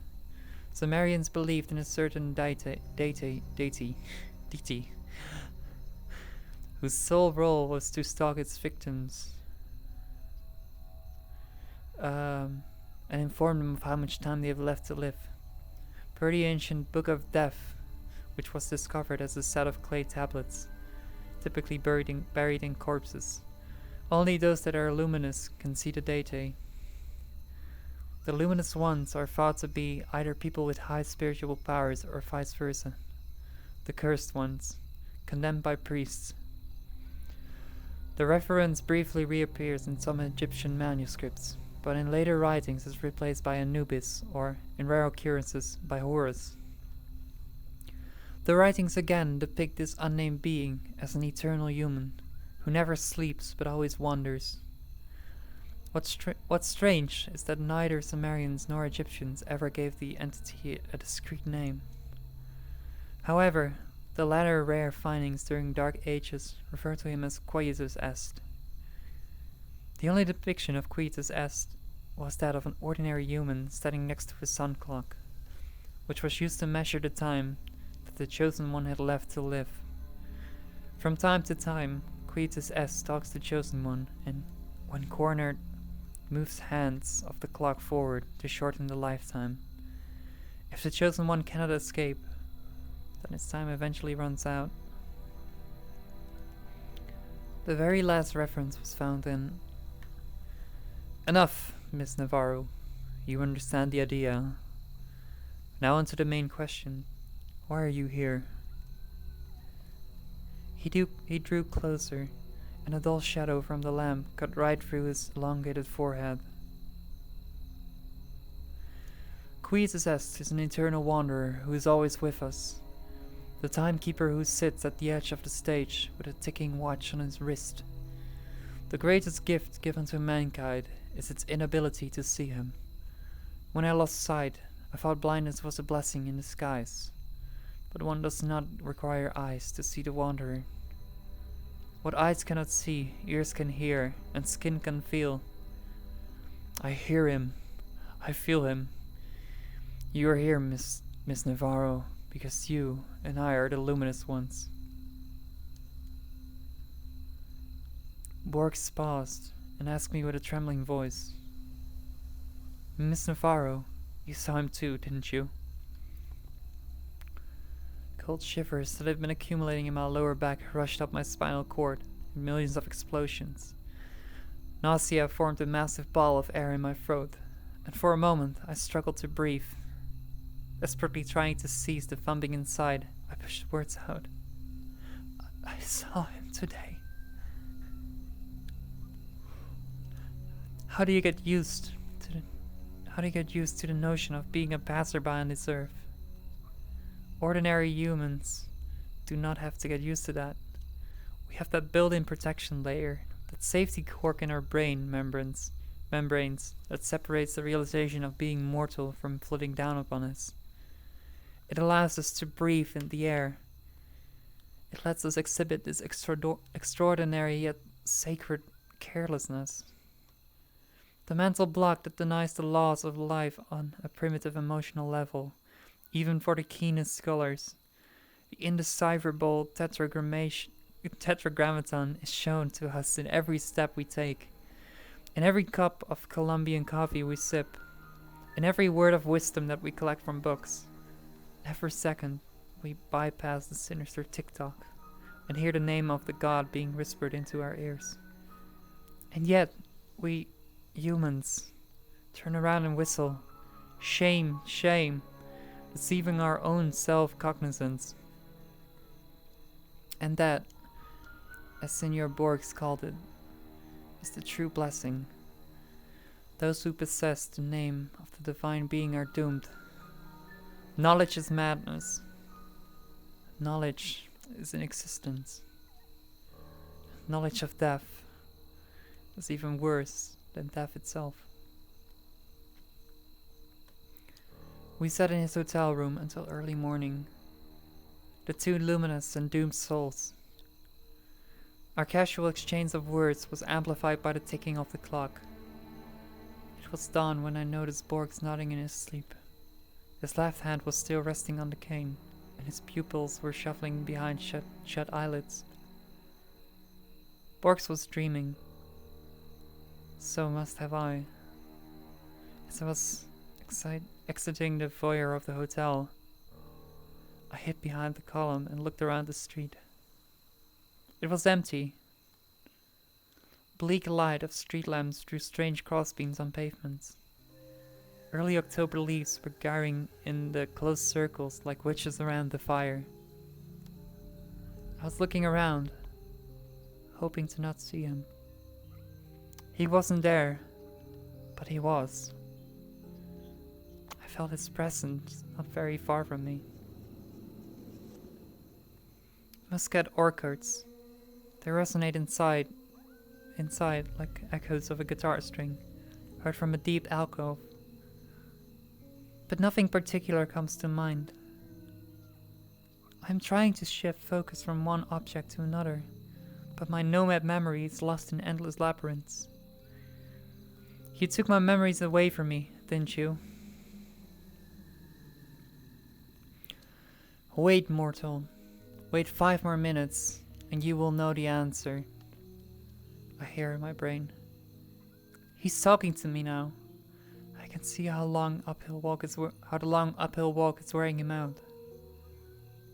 But what are pain and tiredness when you're crossing the finish line? As Borgs warned me, do not ever come close to him. Do not look him straight in the eyes. He will always be near, his watch will be ticking. If he attempts to catch on, run, but he will forever follow. In a way, he will be like a shadow of you. And I ran, and he wandered. I evaded, and he followed. He came too close to me in my hotel room on the second day after my long night in Borgs' quarters. The fool in me still thought that escaping from him would be as easy as moving into a new flat, or checking into a hotel, so I did just that. It was some shabby hotel, minutes from my work, where I decided to spend a few nights, just to think things through. That evening, and I remember every minute of it, was my first face-to-face encounter with him. My room, B6, was on the basement level. As I stumbled through the dark hotel corridor, trying to find the key to my room, I felt his presence. But my ignorant foolishness dismissed all mental warnings and turned the keys.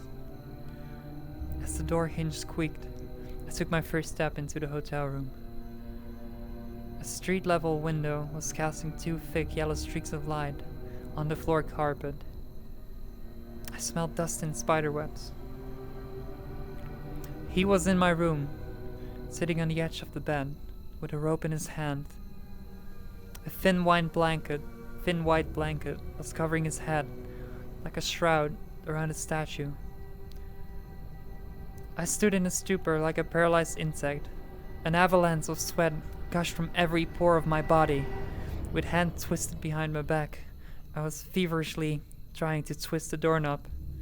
He got up from the bed with a groan. He took a step towards me.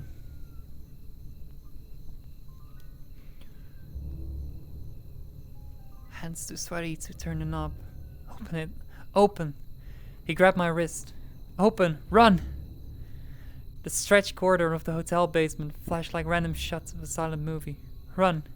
B5, B2, B1, run! Staircase, up! Exit, run! Your time is coming, Tamara Augustine Navarro. A whisper crawled into my ear. Coming, coming. It's the wind. I ran until my legs gave in. I fell down somewhere in the outskirts of the town, passing out in an alley amidst rubbish until sunup. My madness has begun. In the days following my first face-to-face encounter with Quietus Est, I've moved out of my London flat. I had some savings, enough to tramp town to town, continent to continent, doing temp jobs here and there, sometimes sleeping on the streets. He was right behind me.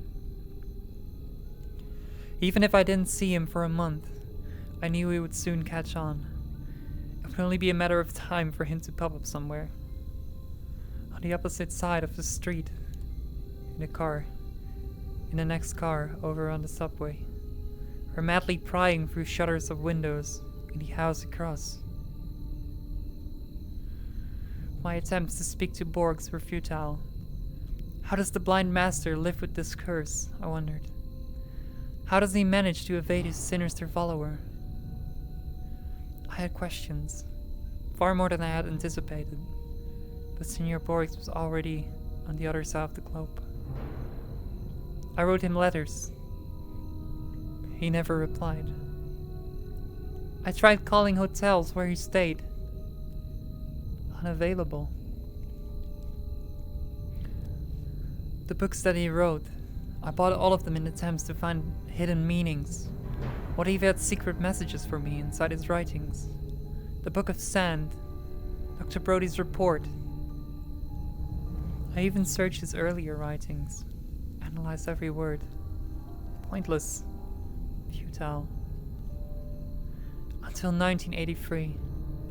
Shakespeare's Memory, his final book, as it turned out to be. I was somewhere in Eastern Europe when I bought the book. Immediately I began my scrupulous study, letter by letter, page by page, analyzing every space and every punctuation sign. And that's when I found it. The answer. The answer was the story itself. The story that did not require much study or decryption. All I had to do was read it. I knew I had to come face to face with Quetz's S like Borgs did. But not before having to go through the life of an exile. That's what Borgs had intended me to do. Such was his final and only message to me, embodied within his last story. A story written for the public, but intended for my eyes only. The story was that of a protagonist. The story was that the protagonist receives memories of Shakespeare. Memories that overwhelm him, overpowering his own. He forgets modern day cars and engines. Instead, remembering faces and names from some distant past. Memories he was never known. Memories he has never known. Memories that belong to another man. In a way, he will be like a shadow of you, Borgs told me that night. Slowly but surely, my shadow was becoming me. And that's why I can only vaguely remember you, my childhood home, him or me. No more running. It ends here. Few more minutes, I say to myself as I look at the watch. There he is. He's out of breath, beaten, tired, and bent by the weight of his own arid body. One last push, old man, and we will meet. I am hiding behind the rock, his footsteps on gravel and sand. I can tell them from any other footsteps in this world. His breathing, wheezing, crackling. I'm counting to 5. He knows where I am, but he's too tired to take that last step. Let me take that step for you. I'm staring at his face, wrinkled like leaves of an ancient scroll. Time is up, Queez asked. I'm telling him.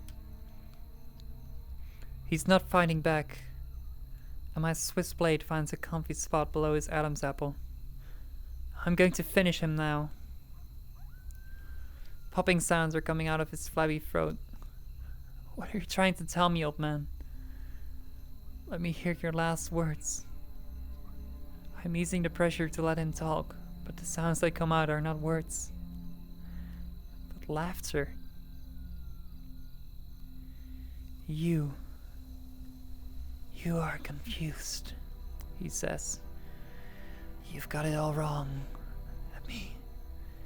Let me help you understand. I am letting him sit up. He's coughing blood. Wrong move, and he's dead.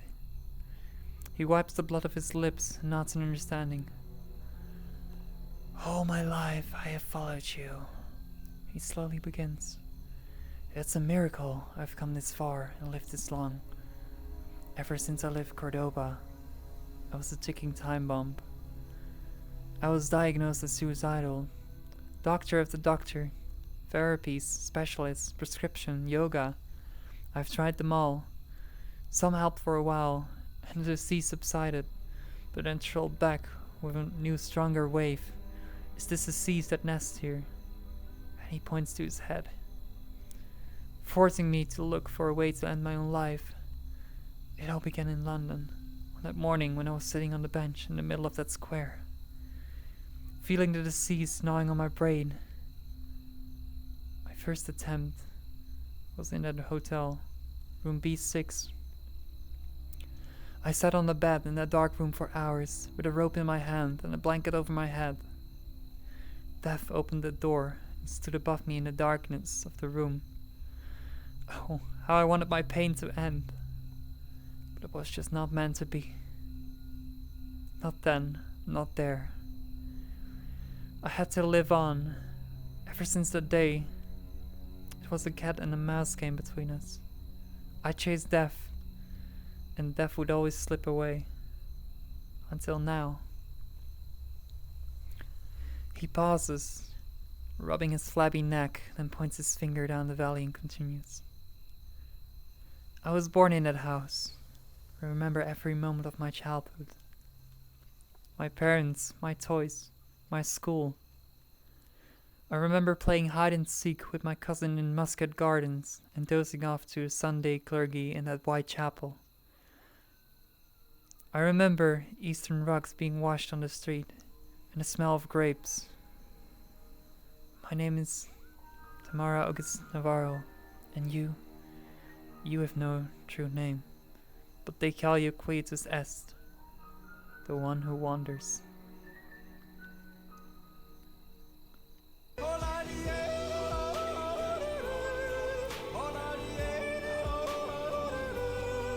Hello Tama Cutie Tamara 9 Love.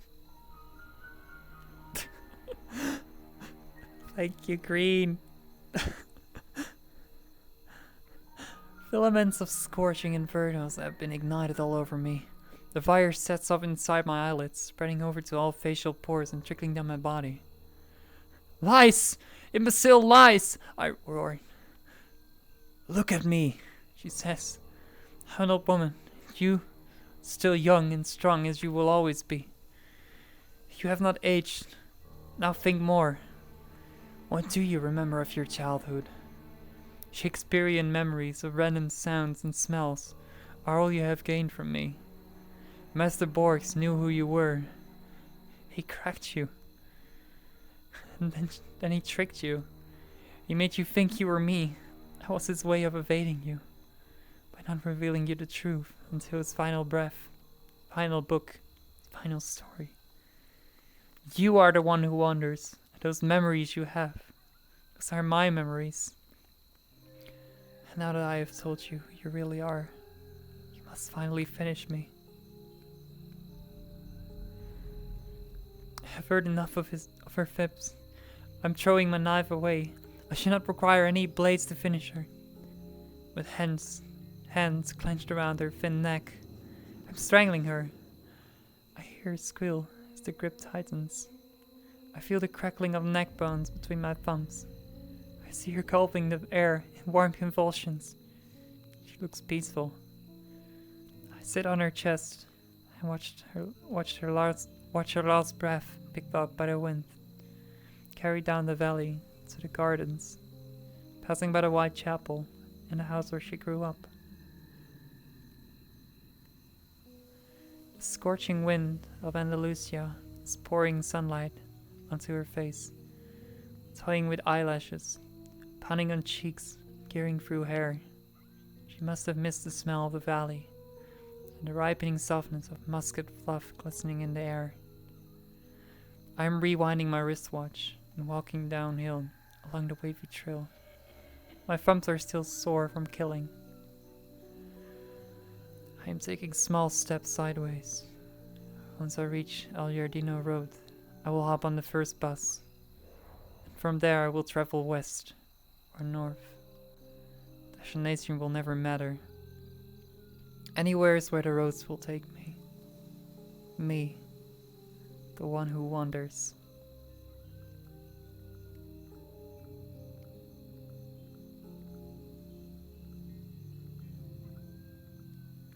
Creepo people. Did I sit? I sat on the chair again. It's so annoying. Ooh.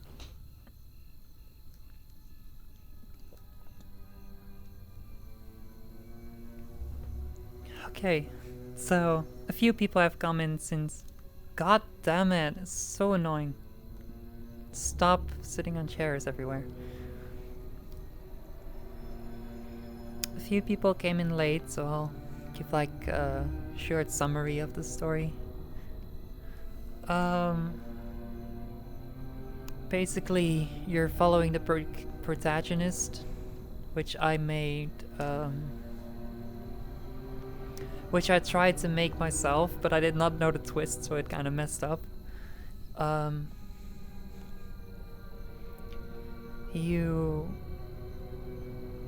This protagonist has an idol writer, and gets to meet him.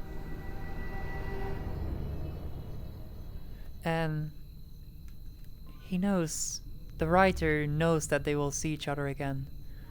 And so that actually happens 9 years later.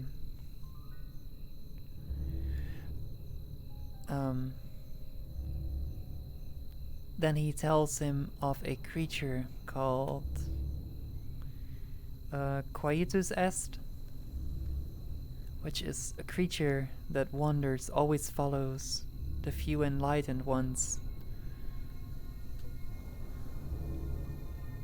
It's not a self-written story, no.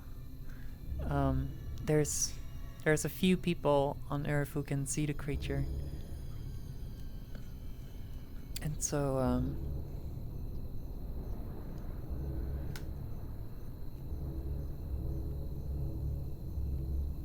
the writer tells the main protagonist that they're being chased by Quietus Est, that they are the only two in existence who are being chased.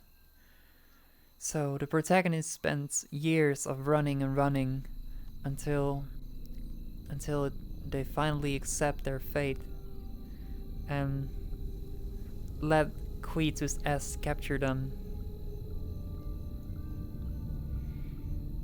And then who the protagonist fought was Quietus Est. Says that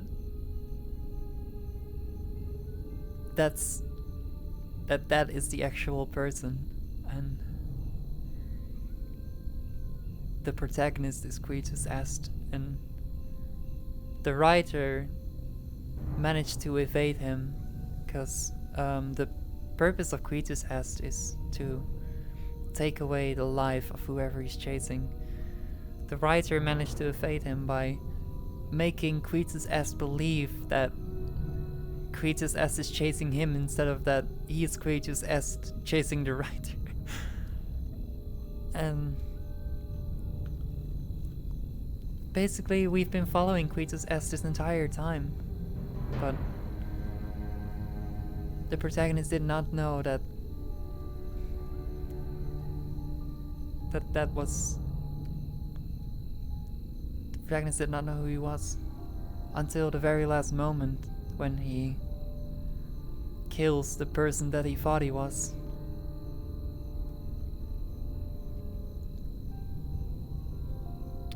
I don't know, it's hard to summarize.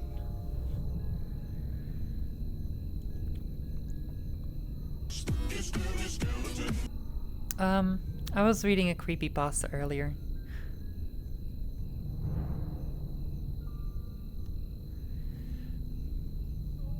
Lasted like 45 minutes. But I think I'm done now because my voice is getting a bit exhausted. I think it sort of follows Peachy and Trace. Also, there were also some follows earlier. Let me see. Thanks for the follow. Hello, Moonlove, and it's Thai Gaming Play. Thai Gaming plays it.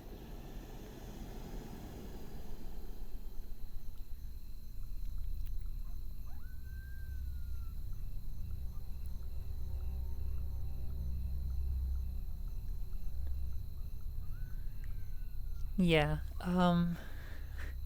I can understand that you get lost. It's a pretty confusing story.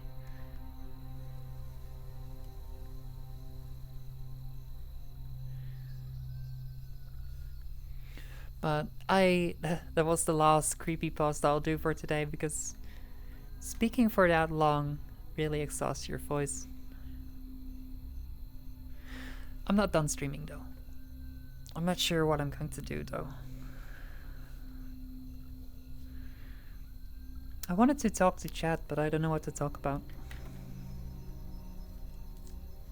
Walter is really good at talking endlessly.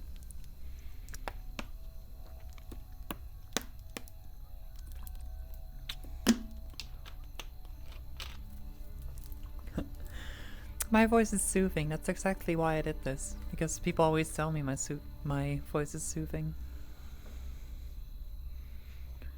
People always ask me when I'm gonna do ASMR, but I think storytelling like this is the closest I'll get to ASMR.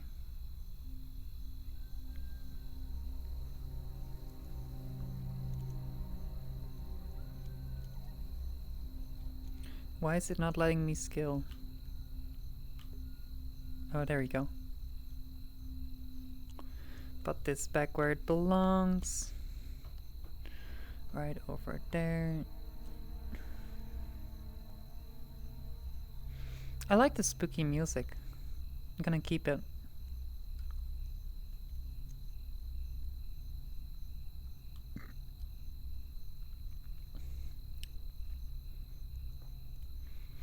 Let's see. It says there's some spooky, special spooky things in this map.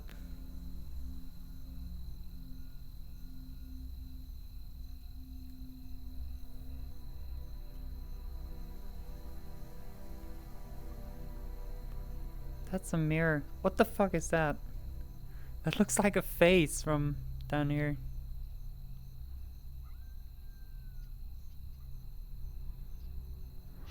Oh! Fuck me.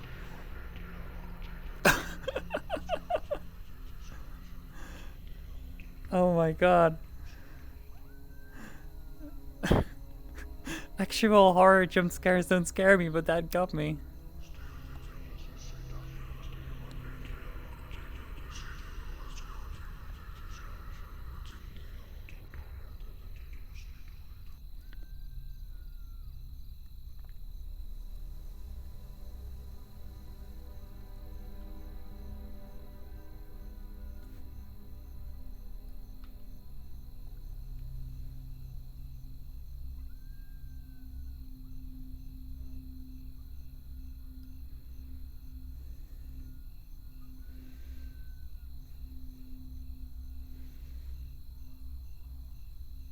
It's a pretty big map, I think, actually.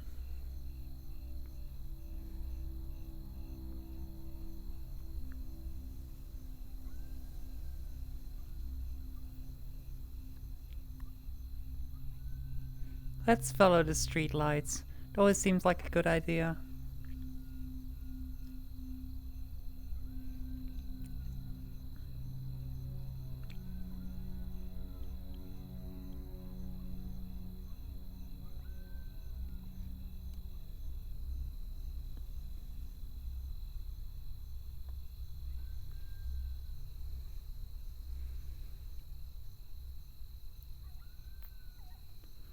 I have no idea where this goes. So how's everyone doing in the chat? I've been talking all this time and not talking to chat at all.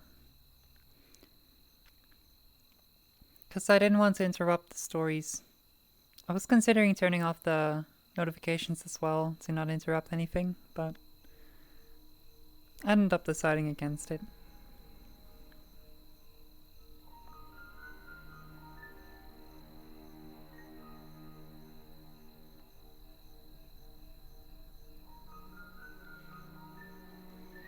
Learning French and Duolingo while listening to you. Ah, je ne parle pas français.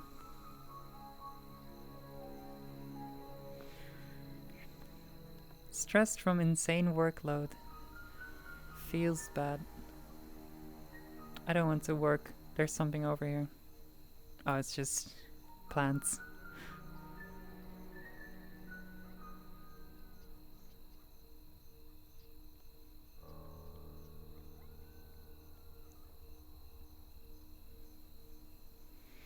I had French for 2 or 3 years in high school, but I don't really remember anything.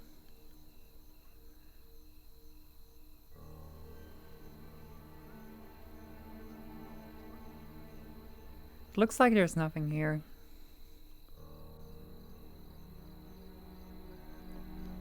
That's a UFO. Oh my fucking god! Zoe! Fuck you. Let's go to the aliens.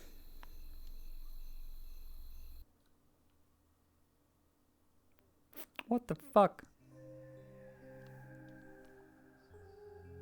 Real.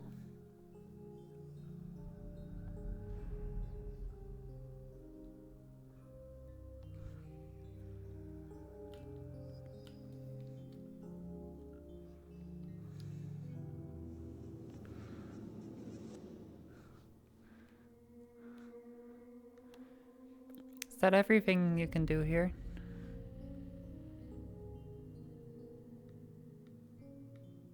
I think so, yeah.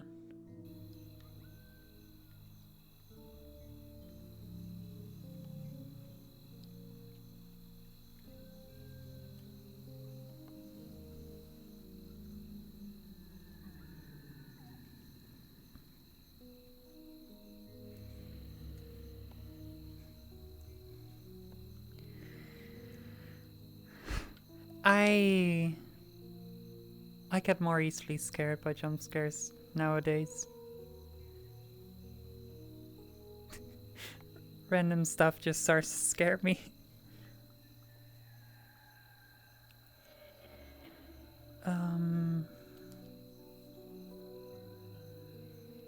What are we gonna do? That is very creepy.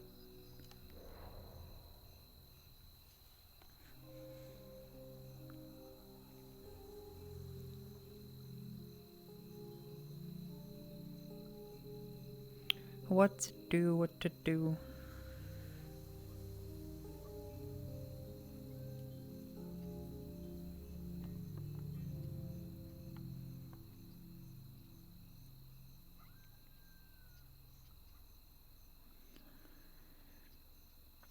I know one thing to do, which is take a toilet break. Zoe, take it away.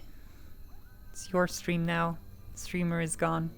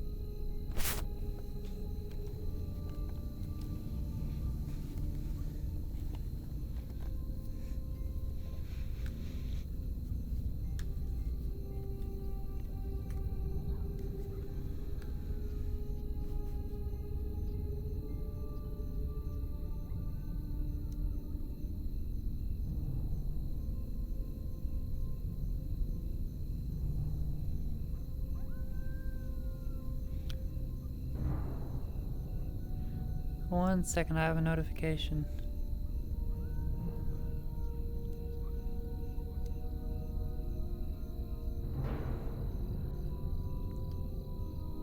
Ah, I see.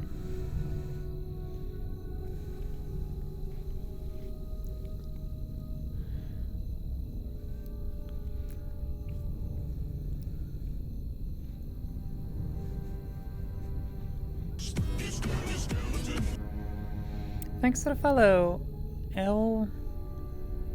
Franchuta? I think it's Franchuta. I think this world has a lot of RTX, which might explain why it's so laggy.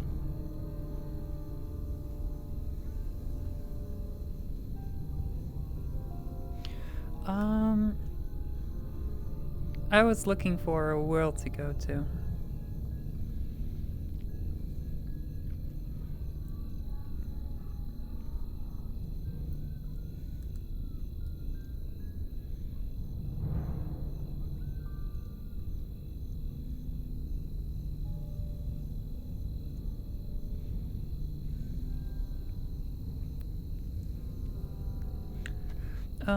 Let's see.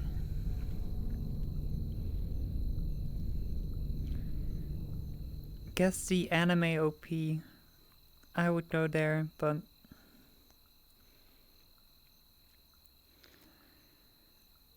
we can't because the MCA. Stupid.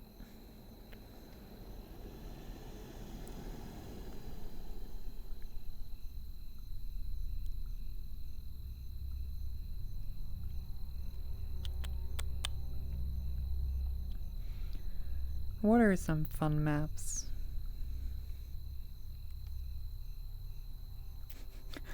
Wow, 8-ball, that sounds fun.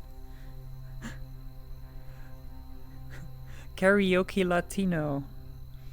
I'm gonna sing in Spanish even though I don't speak a word of Spanish. Which is why my pronunciation of everything in that creepypasta earlier was super bad.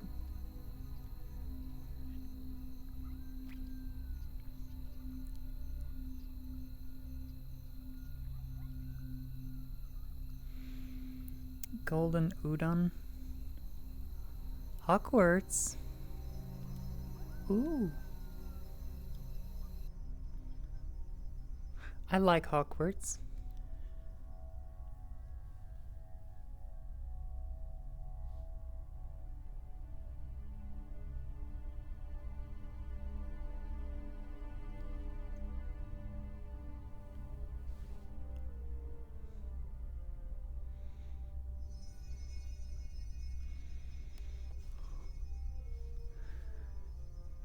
I wish that I wish the new Hogwarts Legends game. I wish the Hogwarts Legend game would come out on in VR as well. Seems like such a cool game for VR.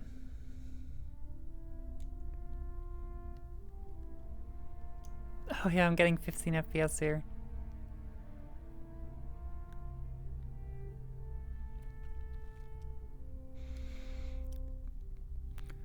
I wonder where they took this from. There's a bunch of Harry Potter games.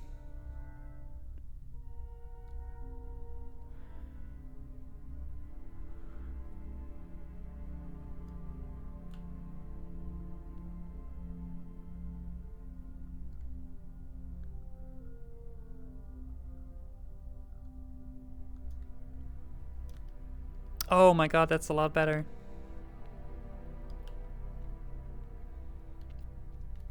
I turned off the post-processing and holy shit, it doubled my frames.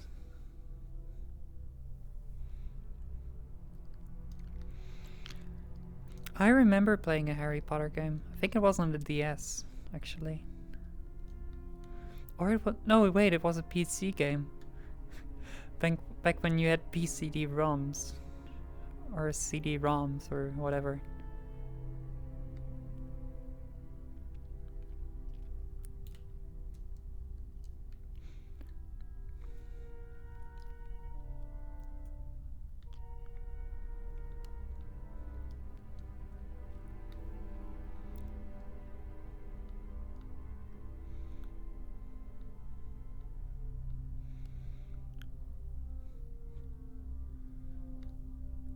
Is this the end?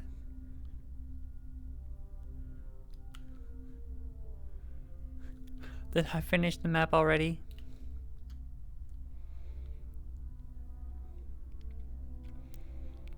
Looks like I did.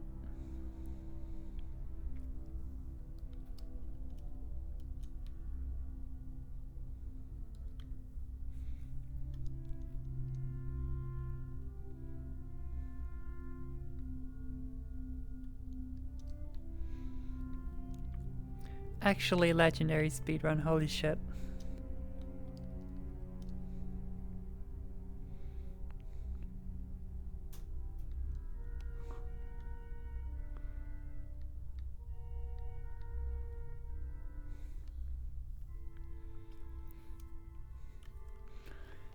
Alright, Chatsy, just for you.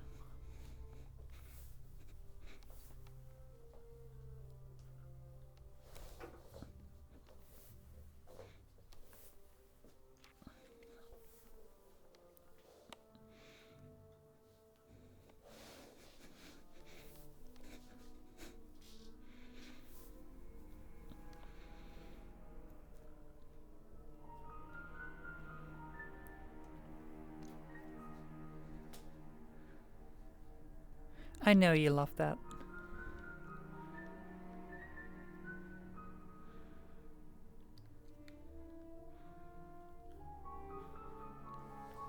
Let's see, I think we could also go the other way. Oh, we can go over here. Okay, never mind, there's more to explore. Never mind, there's not more to explore.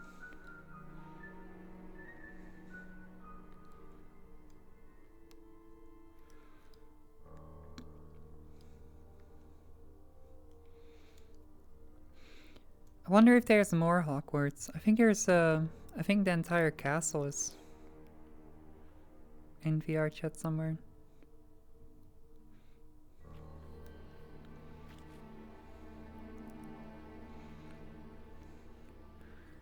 Hogwarts School of Wizardry and Witchcraft.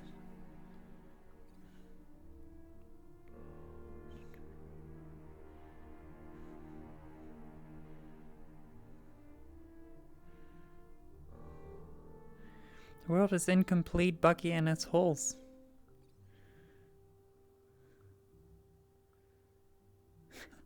Not gonna do steppies.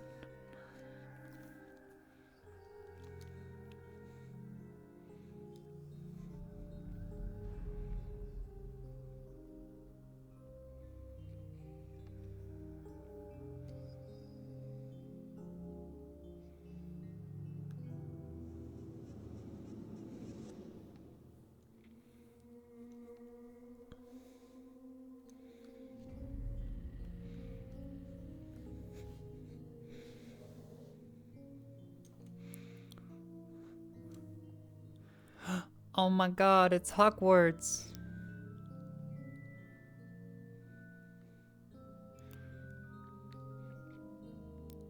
This is where... Oh wait, I can't say that. Spoilers. Because I know some people are gonna be watching the movie.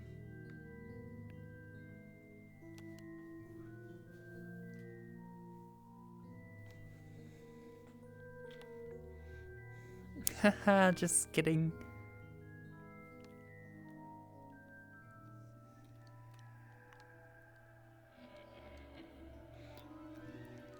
Who's whispering at me?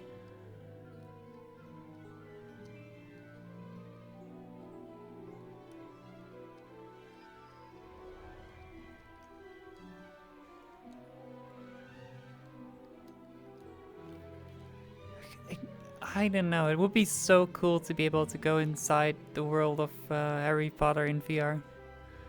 Like the entire thing, not just the castle, but also like the dark forest and stuff.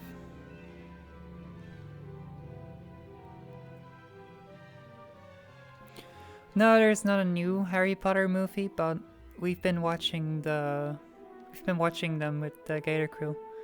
And we're gonna watch the last two tomorrow.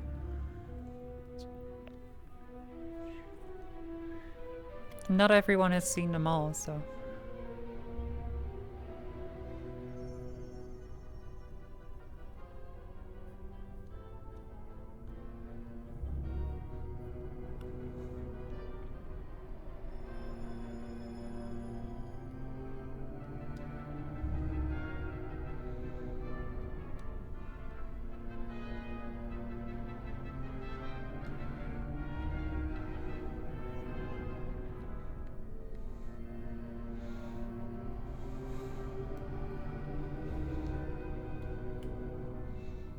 PogChamp!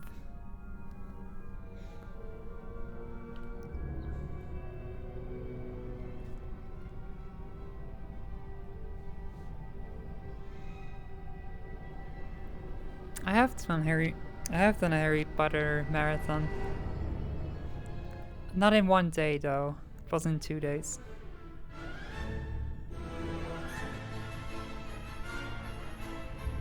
What's that over there?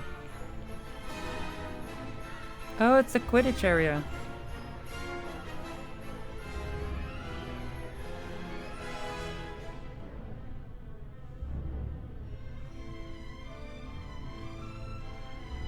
This thing is so slow. I have to turn up the speed.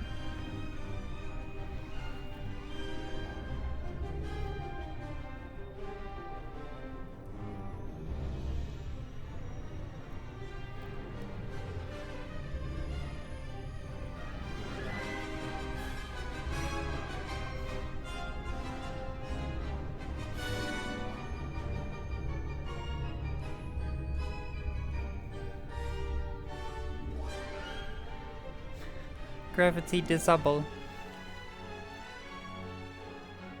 See, let's set this to speed 30. Nah, higher, 40. That should be a lot faster, like an actual Nimbus 2000. John Williams is a legend at making music.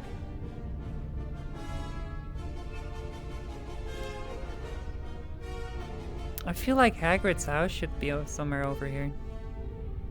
Oh, there it is. No dark forest though. Doesn't really look very dark.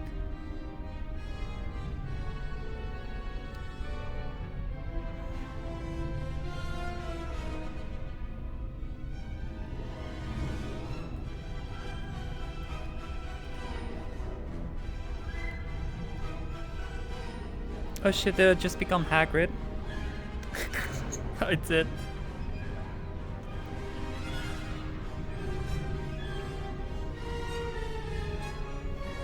I can't reach the camera. There you go.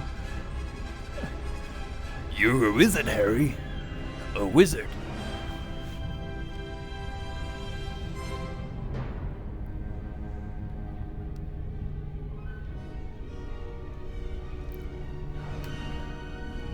Where is Zoe?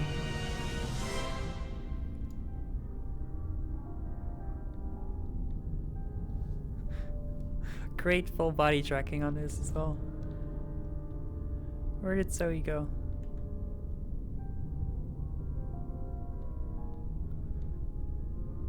Oh, all the way over there.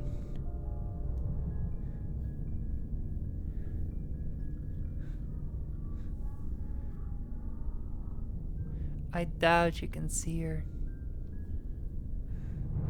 She's very far away in the air, above the trees.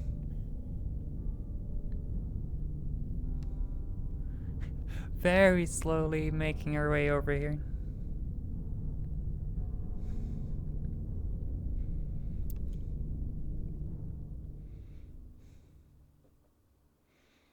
Holy shit, that's extremely slow. Oh my god.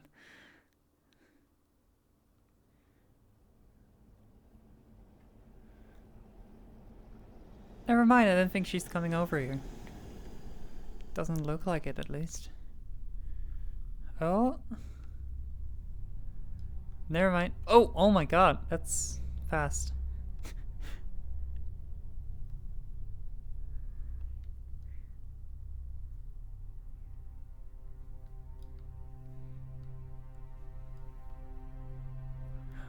There she is.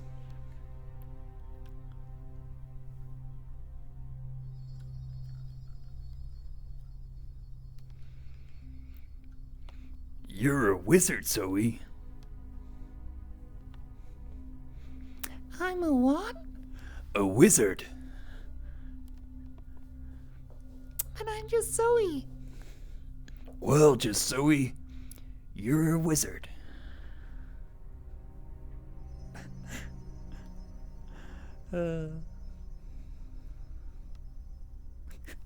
This Hagrid is terrible. He looks like he's in pain.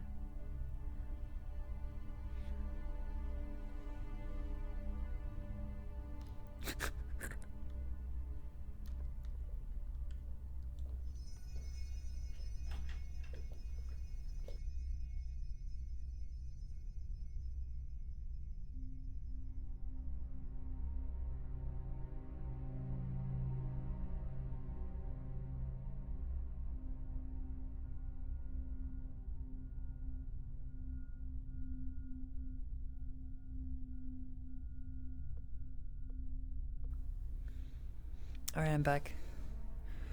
Let me switch back to my normal avatar.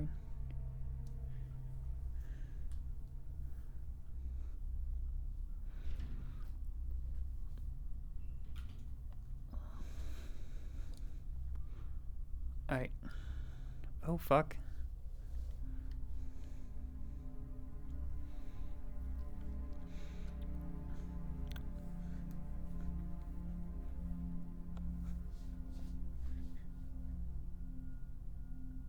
Oh my god, that looks horrible.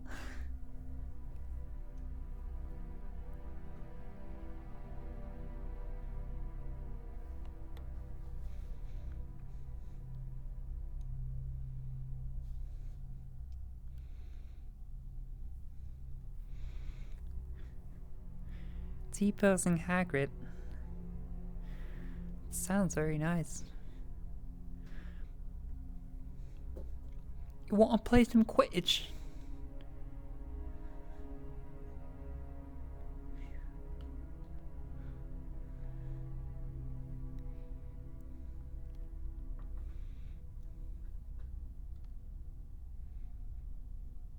Alright. I have to make dinner for myself tonight. Alright, basically, in other words, I have to put a pizza in the oven.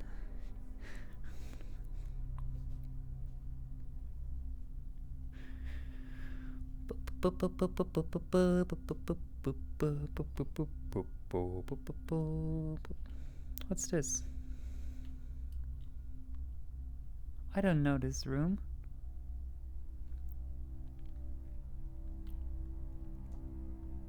Oh my god, so he's so fast. Zooming across the map.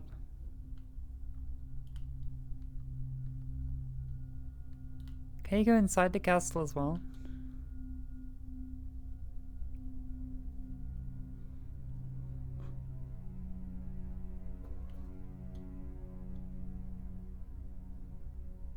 It's the main room.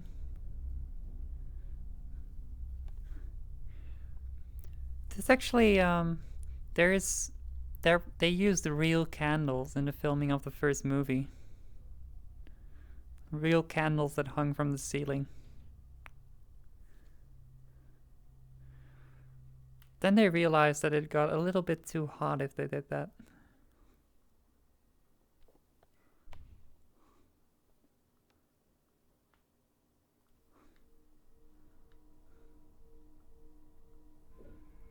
This is a mirror. I think it's a mirror.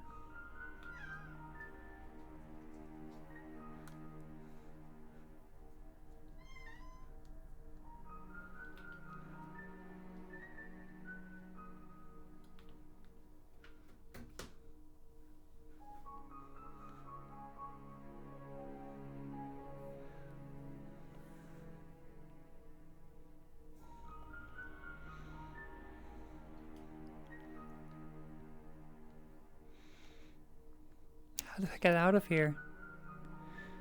It's not this. Oh, there is something over here.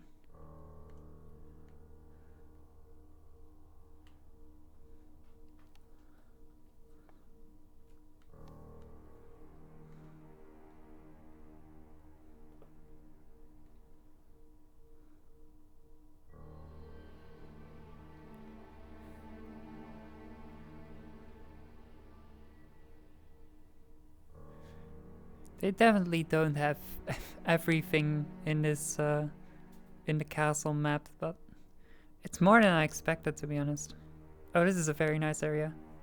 It's beautiful.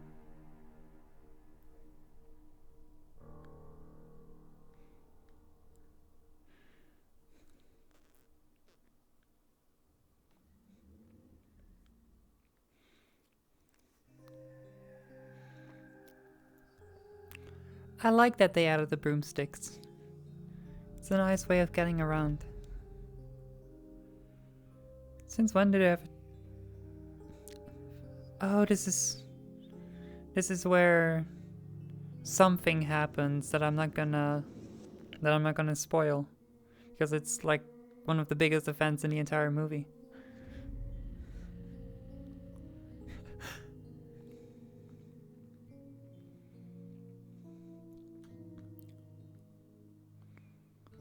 My voice feels pretty deep right now.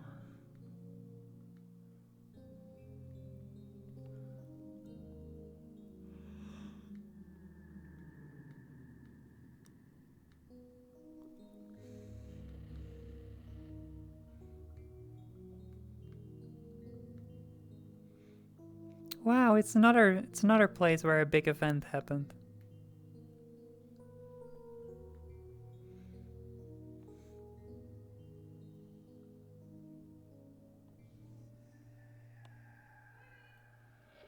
Doei.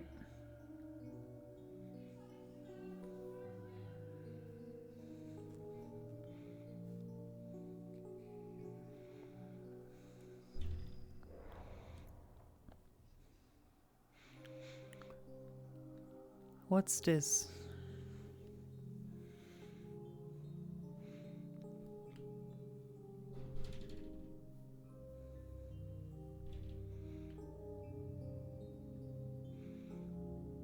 I think that's about everything this map has to offer.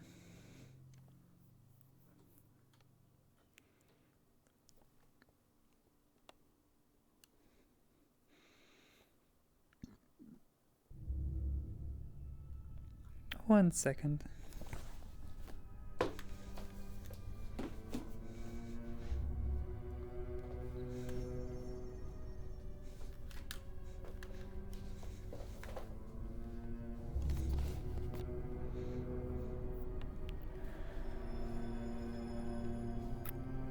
Okay. Next world.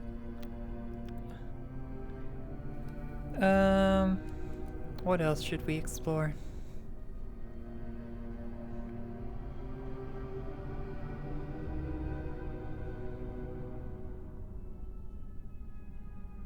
Lord of the Rings.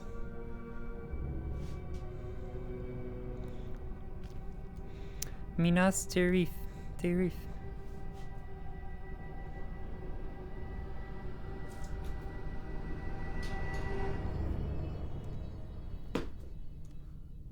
Oh my god. Can my cat stop misbehaving for 1 second?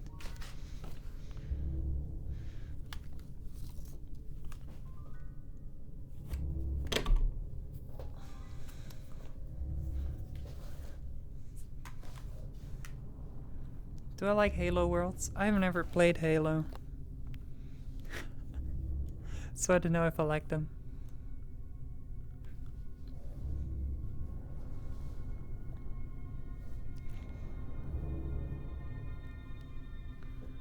Let's see.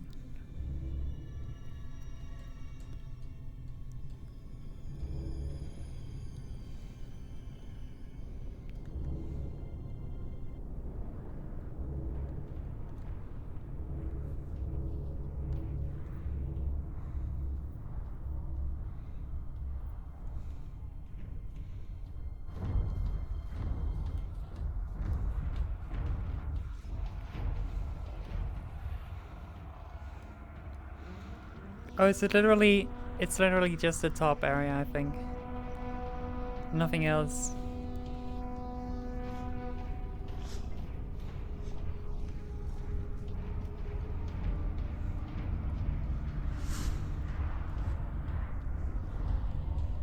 Oh my god, that's a big fall. I don't think so. Holy shit. It's a Nazgul. Or at least it's dragon. The orc armies are coming.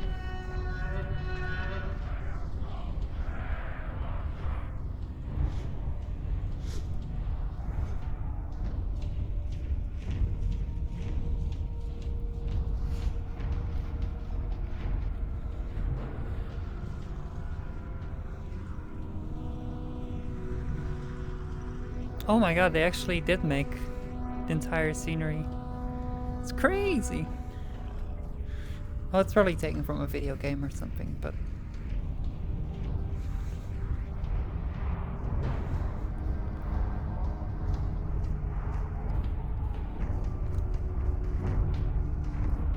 Wow. They actually have the entire city with teleports and stuff.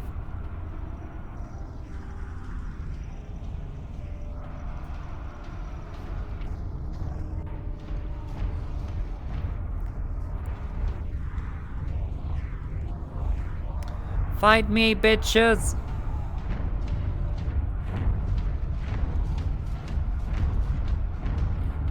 Oh my god, it's getting very loud.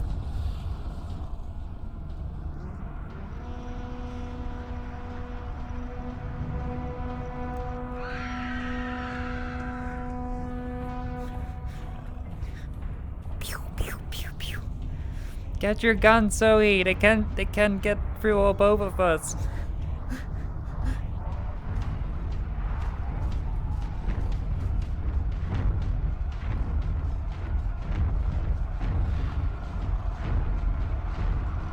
That's a lot of orcs.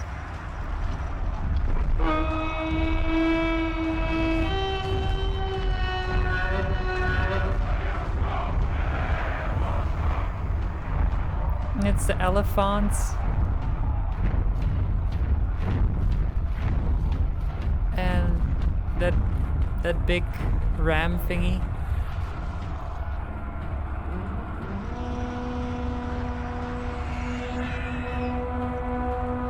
Oh my god, how many are there?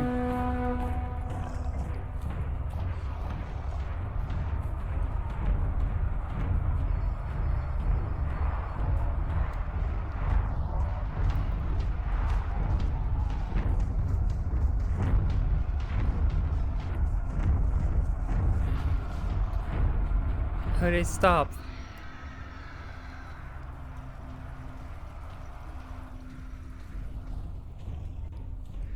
Oh my god, I can be Legolas. Fuck, I can't be Legolas. They're all for Tony Strange. So bullshit.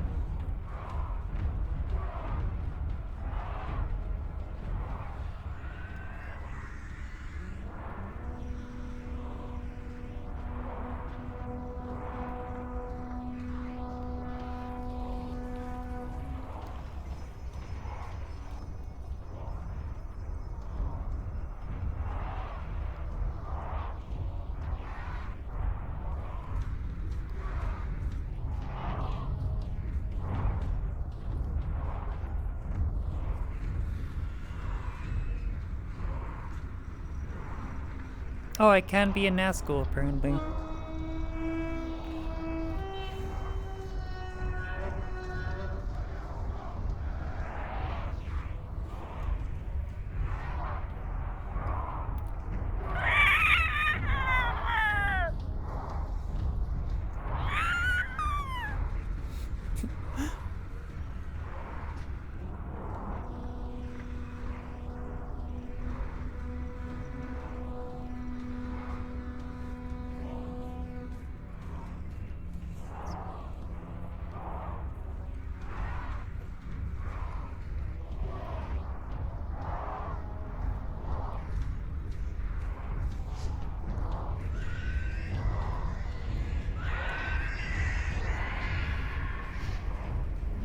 Can I get on you?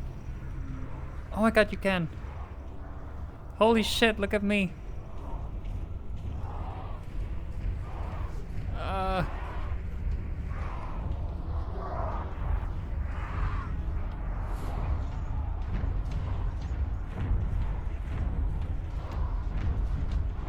Holy shit, that's a big army.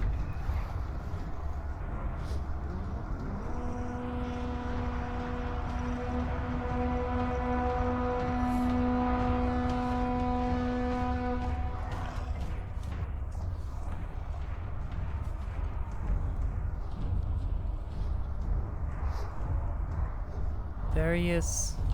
Sauron.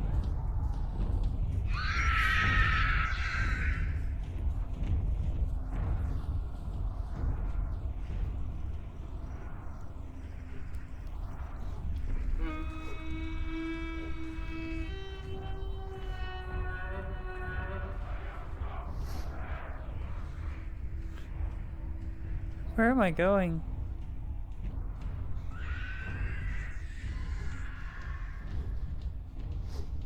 Where is Zoe?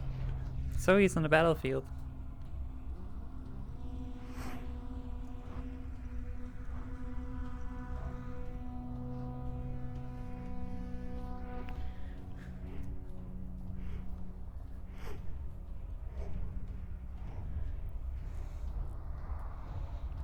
Frodo! We should watch the Lord of the Rings movies with Gator after we finish Harry Potter. Oh, and Hobbit as well. Fanboys rise up? Don't tell me Iron is rating me. No, Iron is not even streaming.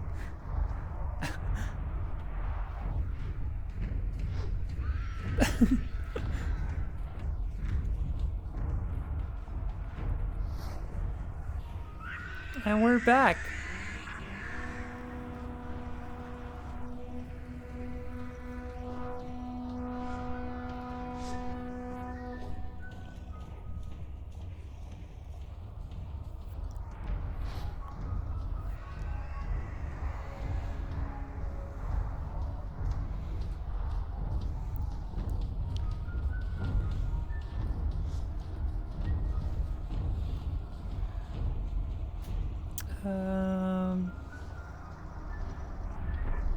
Let me see.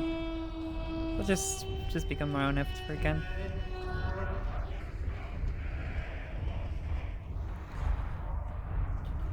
Of course, people were expecting another Hobbit or people were expecting another Lord of the Rings when the Hobbit came out. Oh shit. Zoe's going to Sauron. Oh my god, it's so far away. I don't want to walk all the way over there. Look at this city though.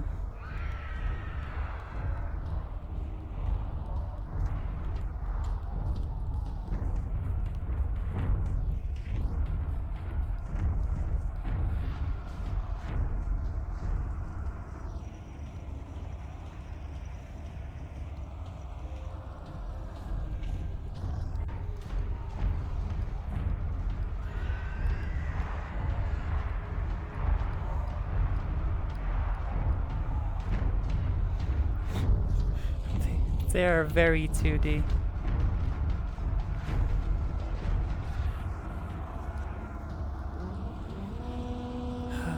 I guess we're walking all the way over to Zoe. It's gonna take a while, but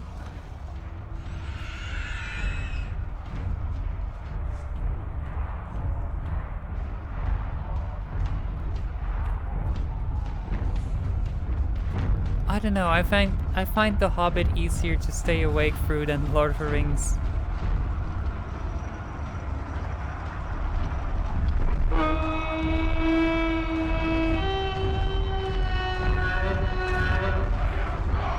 I always fall asleep to the Lord of the Rings. Tiger seems prepared for battle. You keep making me think I'm being raided.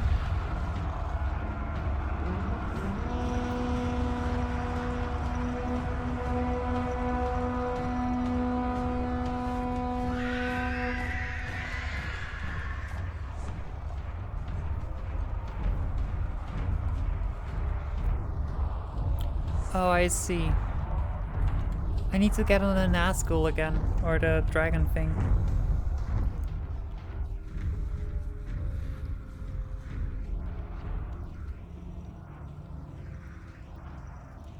Nice.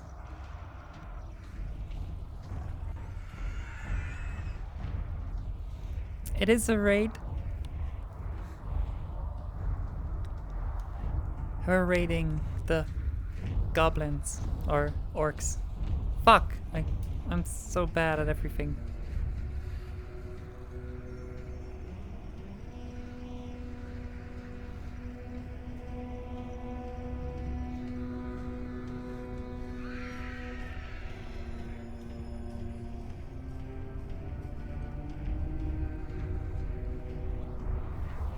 I won't be fooled again.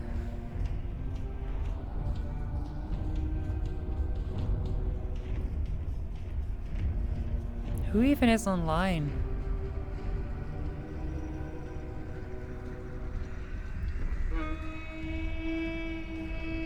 Linkies is online.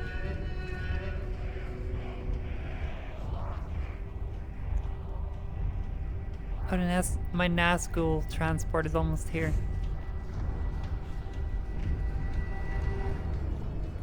I think it's pretty much only Link that is online right now. Maybe Kyo. I think there's multiple spots on here, Zoe.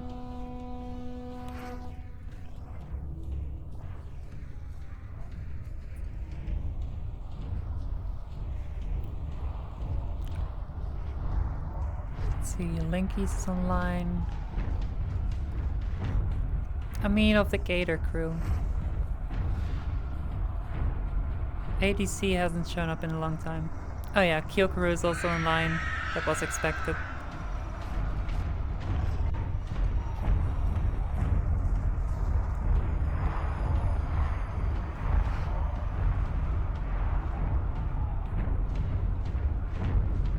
Okay. Time to get as close as I can.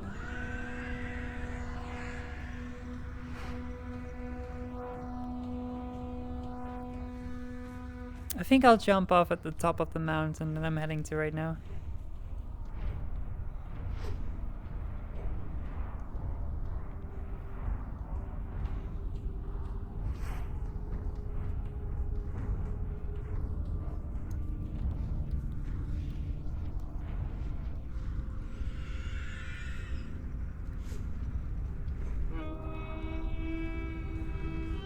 Oh no.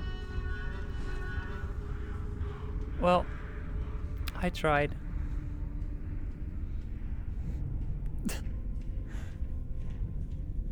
Oh no, you can see my panties. Stop looking, chat. Stop looking.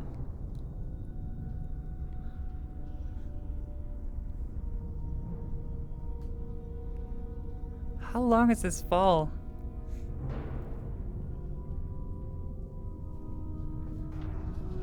There you go.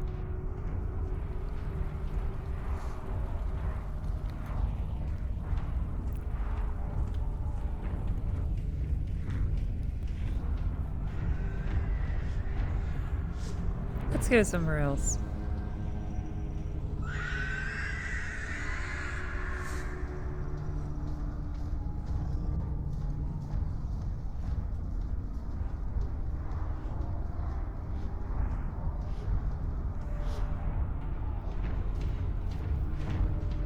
Back's End.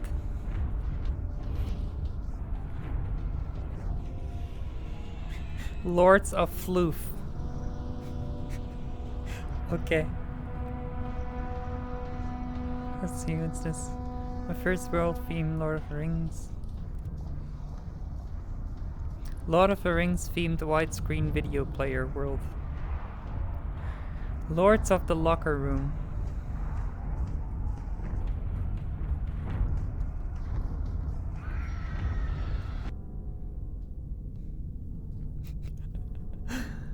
Oh my god, Lords of the Locker Room. Oh my god, OVR Toolkit is so annoying.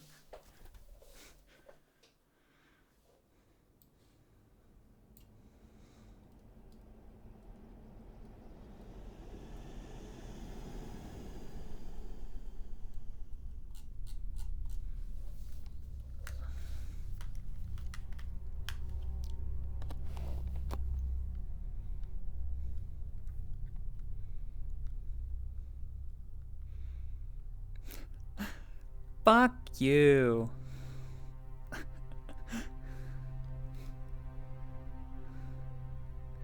Avatars? They're gotcha avatars. Oh my god. Yes, there are.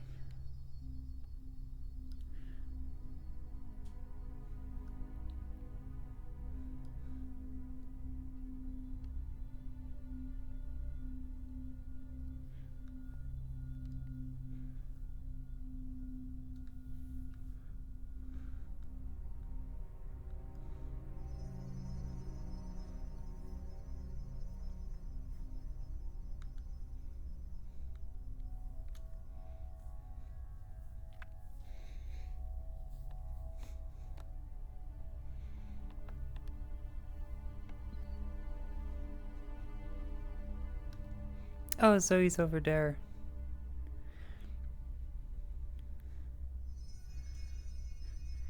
Think you've got the wrong door. Letter Club's 2 blocks down. Fuck you.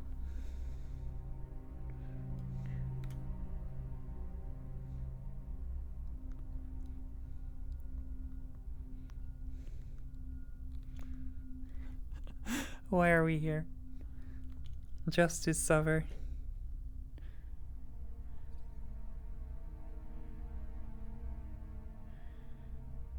What other movies do I love? I don't know, I don't really watch any other movies. I doubt it, but maybe they have the bunker from Supernatural.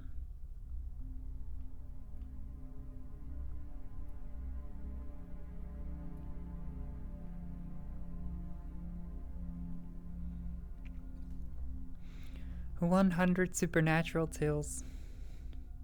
Nintendox VR. Oh my god, that would be great. That would actually be so fun. Holy shit.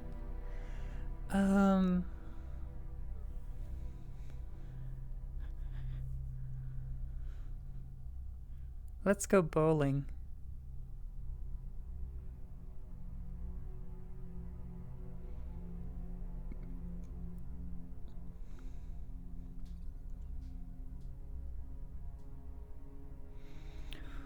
Boo, boo, boo, boo, boo, boo, boo, boo, boo, boo, boo, boo. Just let Tamara RP as your dog. Okay.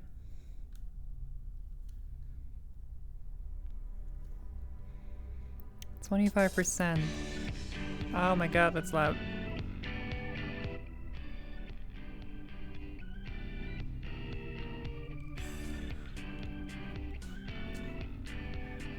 I assume this is DMT safe.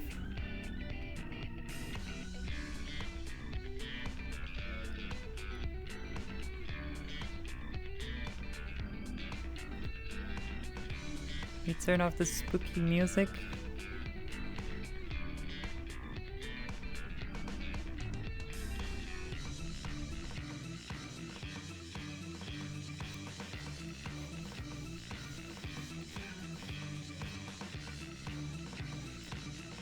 Join player 2. I won $10 the last time I played on this map. Someone dared me to get a strike and they would give me $10. Or like get a strike within a certain time frame.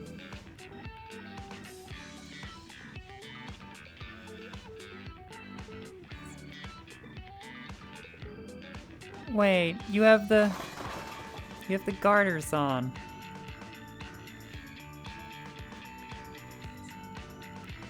It's cheating. Oh my god, it's so laggy.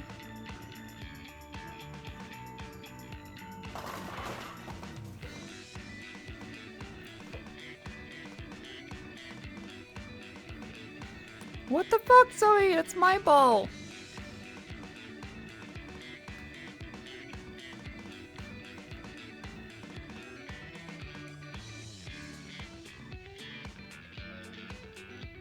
You threw one of my balls.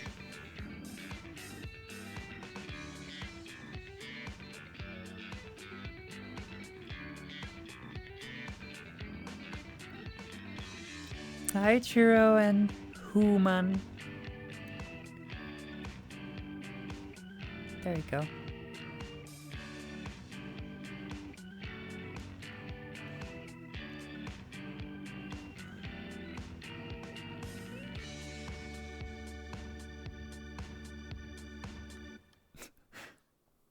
Rip.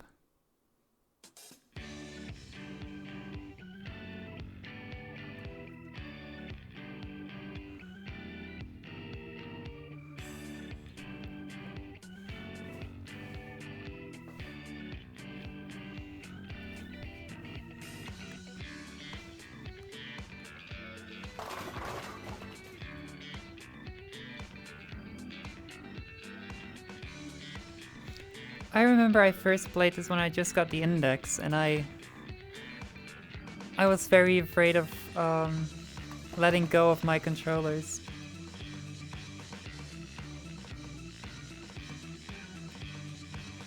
This is a new world. Ah, it's been around for a while.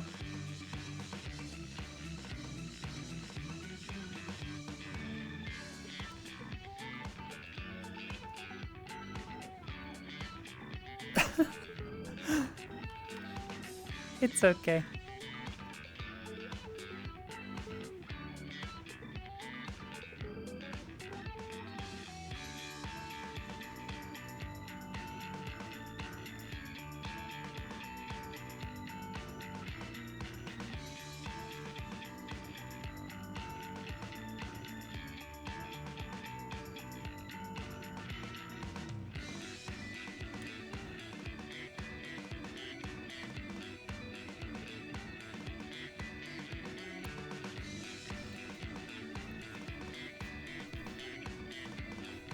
Yikes.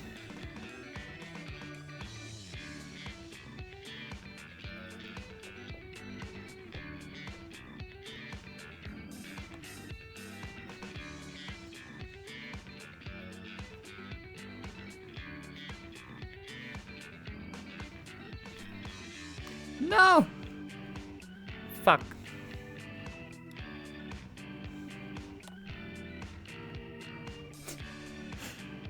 This game sucks. I'm still winning though. It's okay.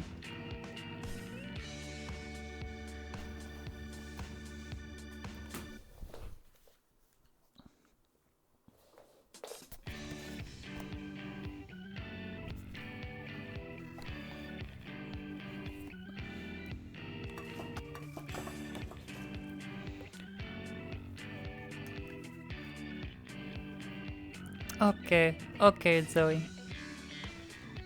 Sure, dab on me.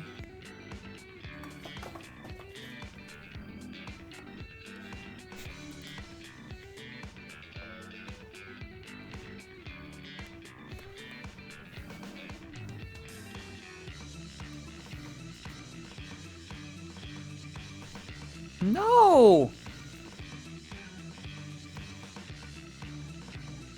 This game is so annoying. Throwing is hard, okay?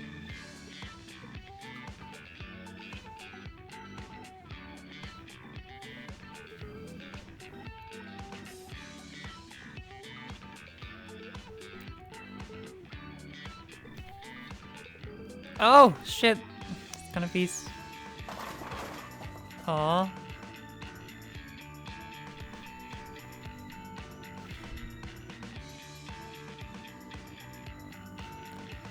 Fuck you, Zoe.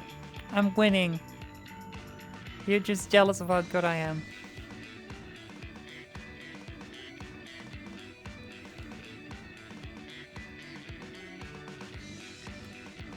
It's your turn.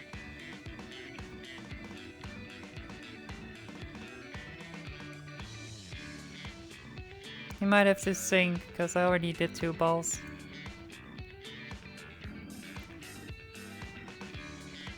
It says it's your turn to go.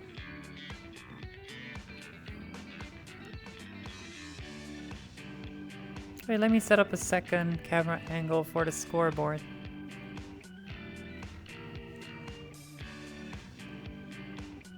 Or maybe one that can capture both the scoreboard and throwing at once.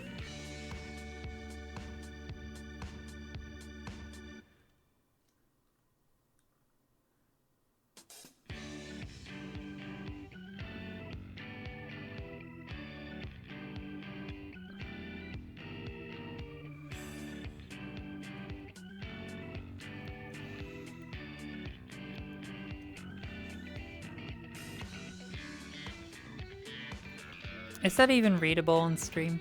Might be too small.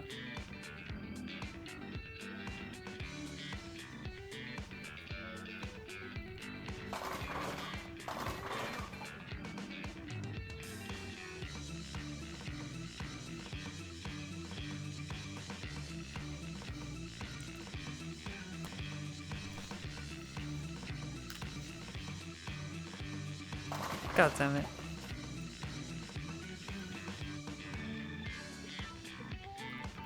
You're stealing all the balls.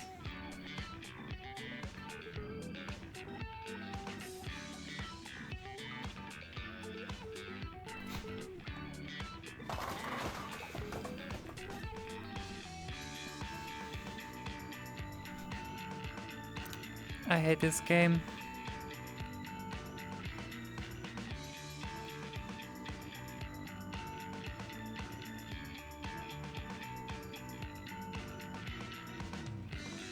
It's your turn.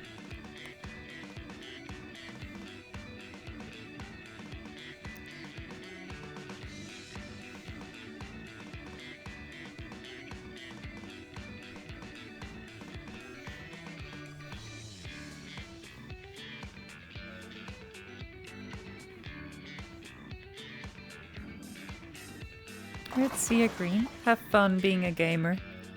Although I can't imagine it being fun being a gamer. Being a gamer is a life of suffering.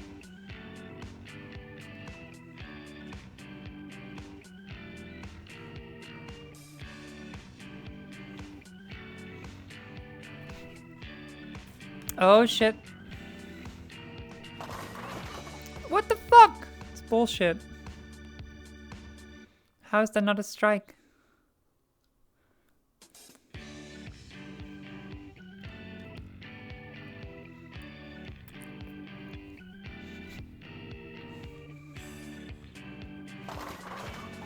That would have been a strike.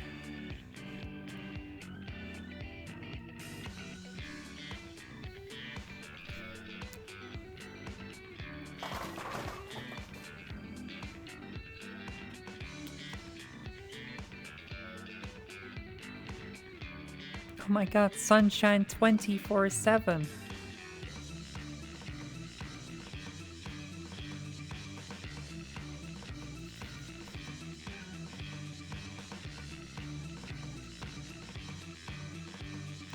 Do you want to restart? Do you want to join Sunshine? Okay, we'll restart. I win. Easy game.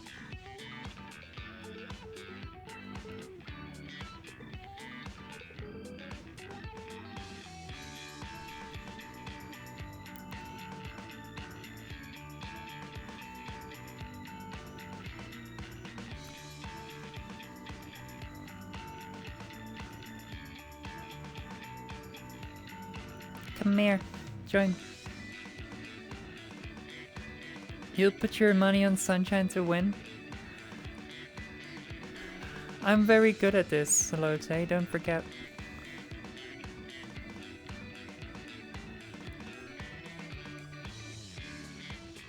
Now it's just me and Sunshine.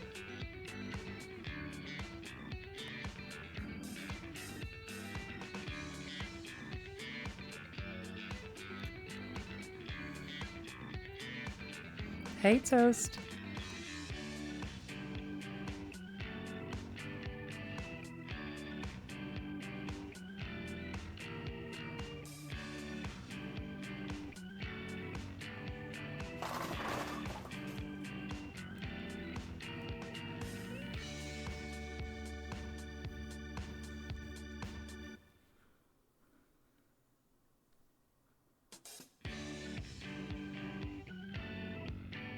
Okay, okay.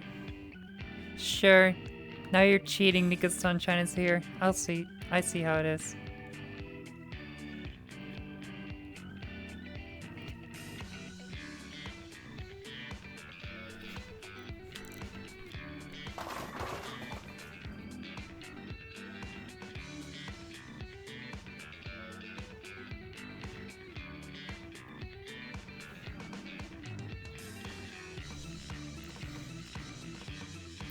stupid.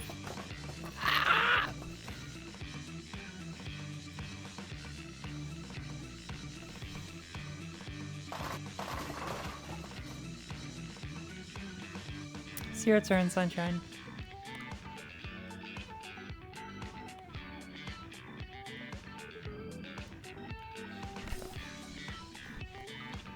I want some different music.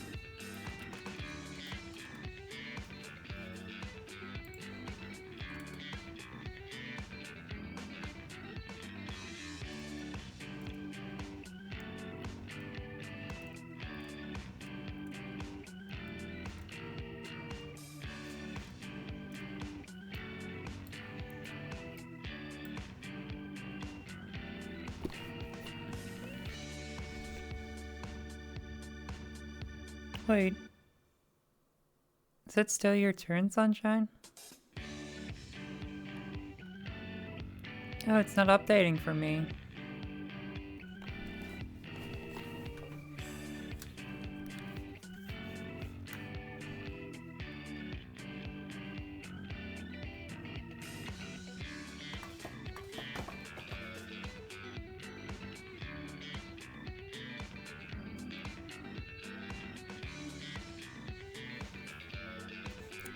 For me, it says that ball was on your thing.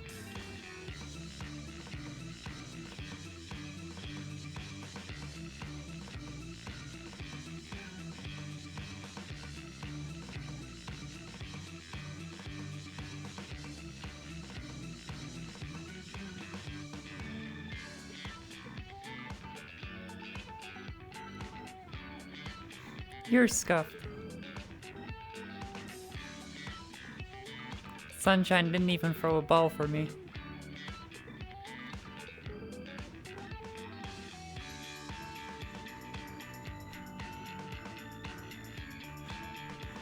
I didn't even see a ball.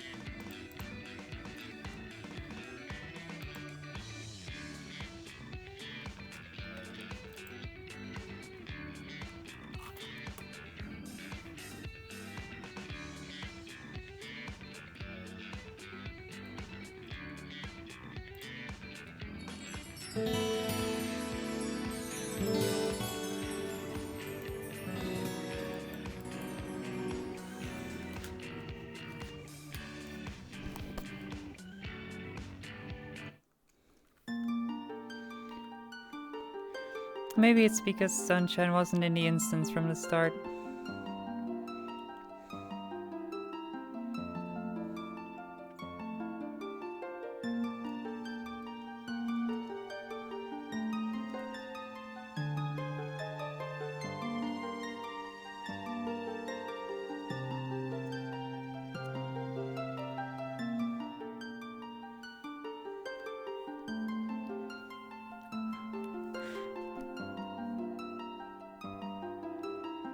I love it when stuff breaks.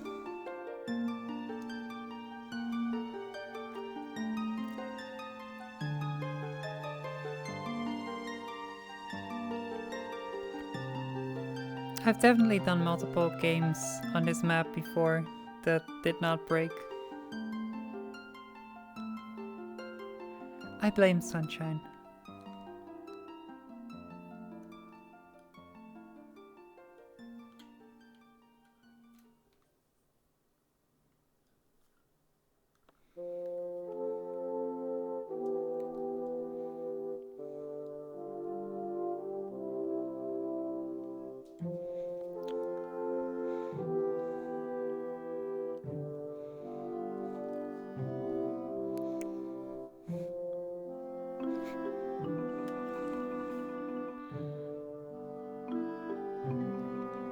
I got one at least.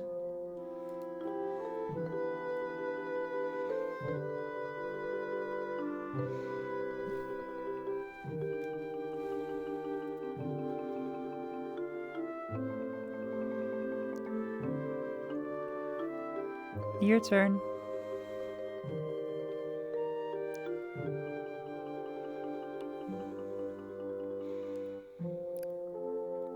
Alright, Salote, let's see if Sunshine is gonna win like you said she would.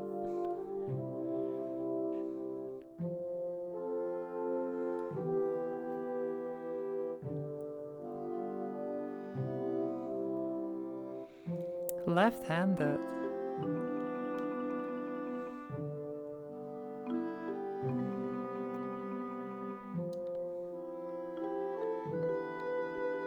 Wait, what? What? There was only one pin and then more fell when the thing came down.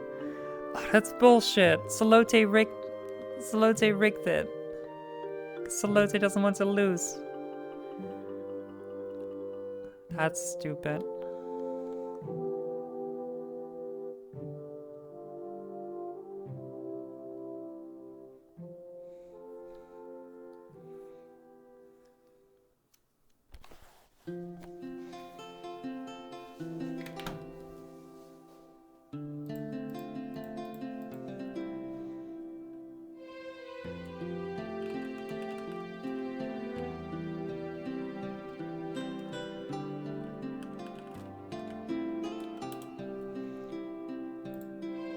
Oh damn. What an achievement, we fell under 100 subs again. F. What an achievement.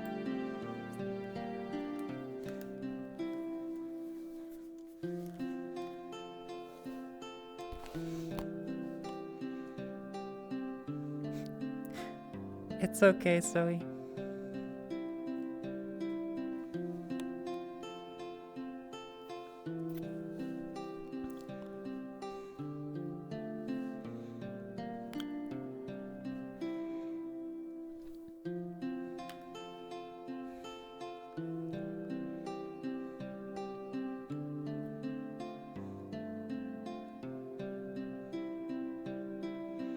Just use the client that Sunshine uses. Fuck!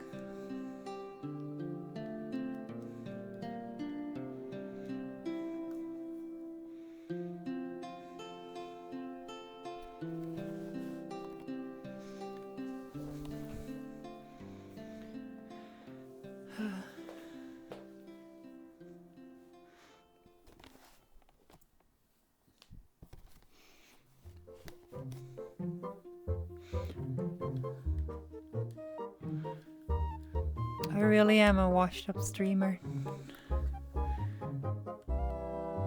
What the fuck? Stop cheating.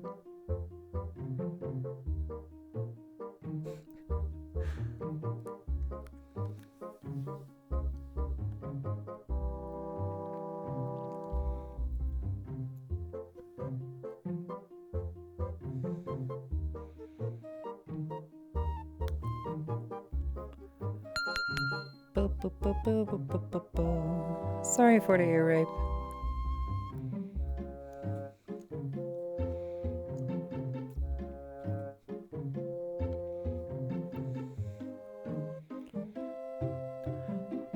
I remember throwing 2 strikes in a row on this map.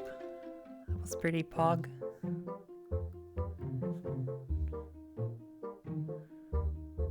Why are you throwing it sideways?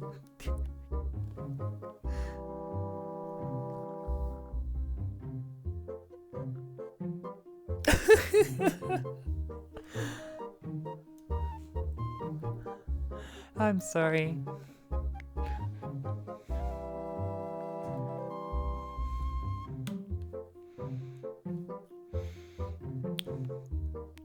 Now I'm gonna get karma and miss both of my balls as well.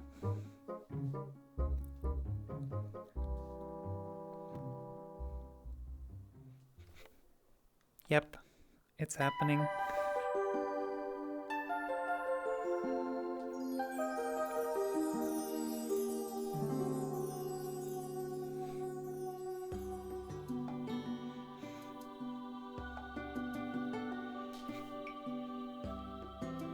I'm done.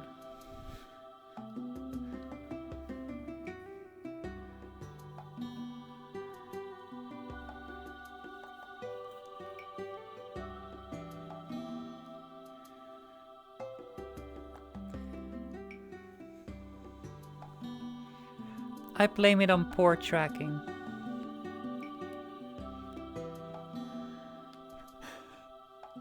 I wonder if we're gonna get any balls in.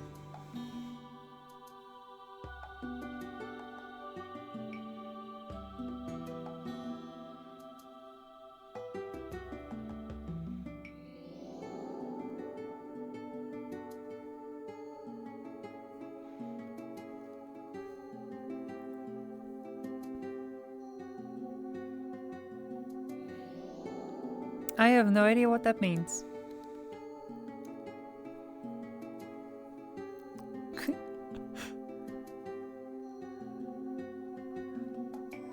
Wait, it says you already did 2 turns, and I just got a strike. Easy game.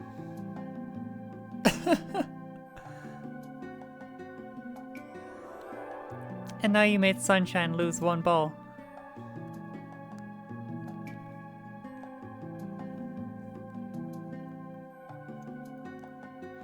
I don't speak Spanish. I'm sorry.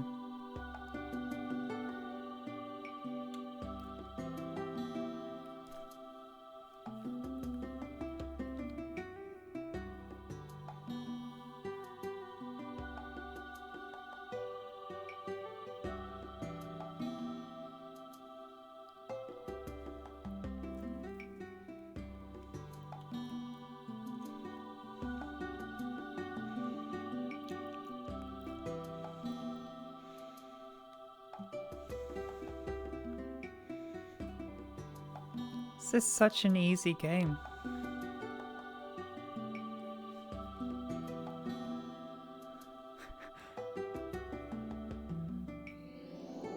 Well, you make a better bowling map then.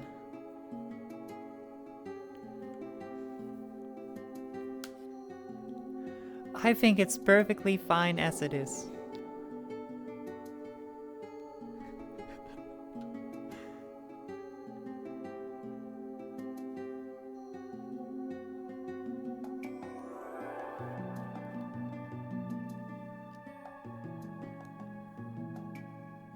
Good luck.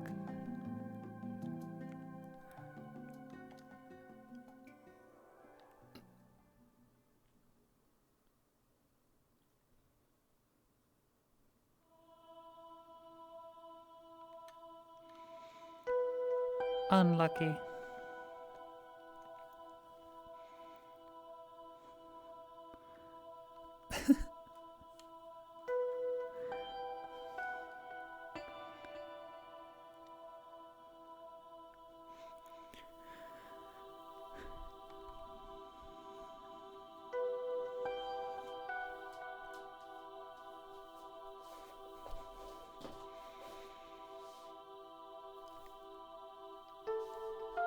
No!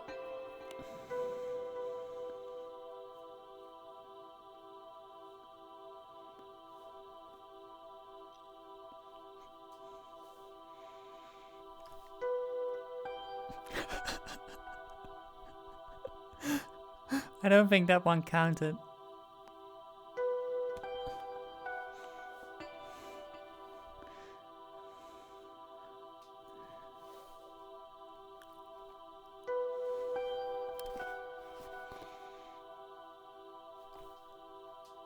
That one does count, unfortunately. Easily.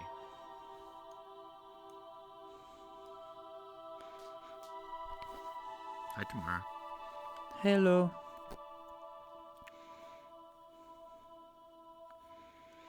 Hi, Arachne.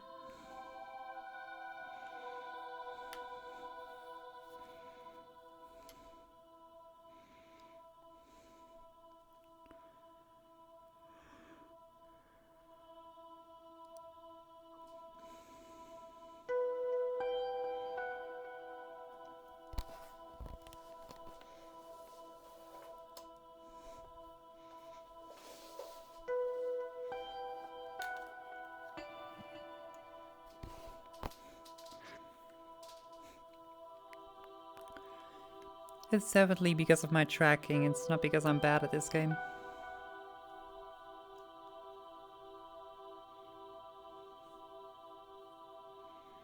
I am very good at bowling IRL. Yeah, it doesn't always translate to this game. A really good 8-ball player yesterday was getting very frustrated in the pool map.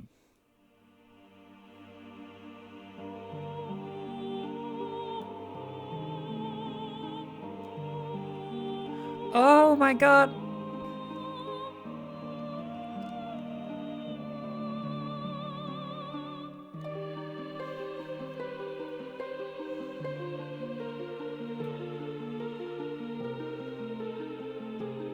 PogChamp, so you hit something. I'm gonna have to bug Eddie and pay her to re-edit this if you keep telling people that. You're the one putting it in people's minds. Why did you throw a ball It's for so me? bad. It's so bad.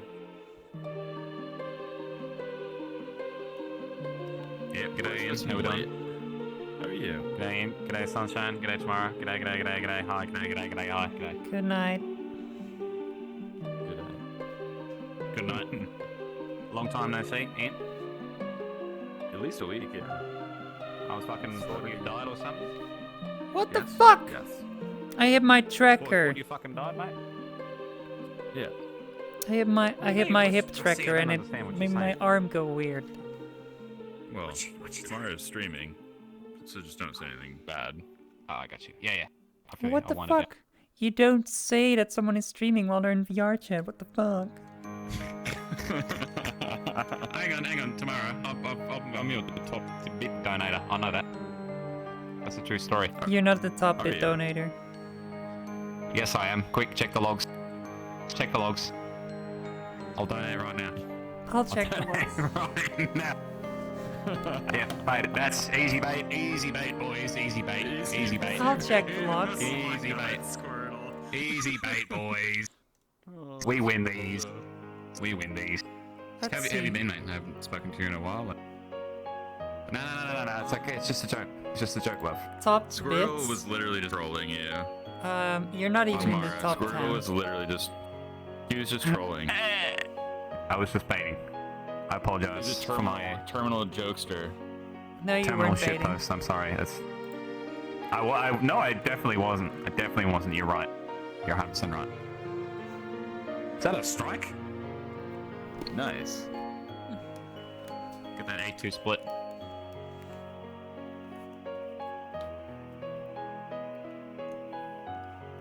You know, you'll excuse me for being loudy, and I've just emerged from a lobby full of Australians. It was the most loudest I've been in quite some time. Yeah, I was actually. Hi, Knickknacks. Whoa, jeez. Thinking about going to that. Yeah, it's fucking they're good quality in there. They're good fellas. So many people joining all of a sudden. Me and Zoe have been in. Me and Zoe have been together in Worlds for so long, and suddenly everybody's joining. Yeah, it's Ian. He's just that kind of gravity. He's got that personality to him. You know what I mean? Everyone just wants to hang I out just with woke up. Sunshine, I guess. This happened after Sunshine That's joined. it.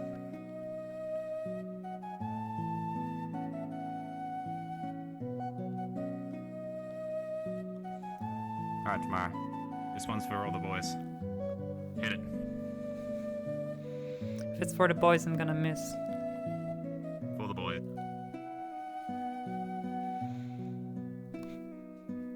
Never mind. Nice. Oh, nice. All right, that's all right. We can clean that up. That's spare material.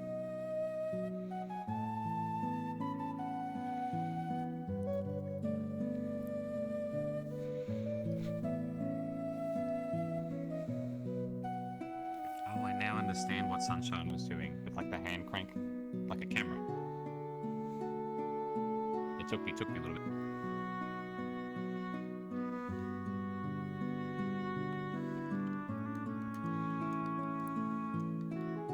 Wait, what are you doing? I love Tam Peak. It's so cute. It's your turn, Sunshine.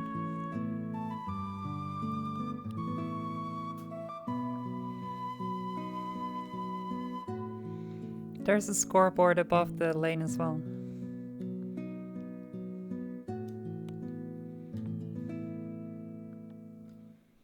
Yeah, it's great and all, but I don't know who Sunshine 24/7 is. Oh, someone already broke this screen.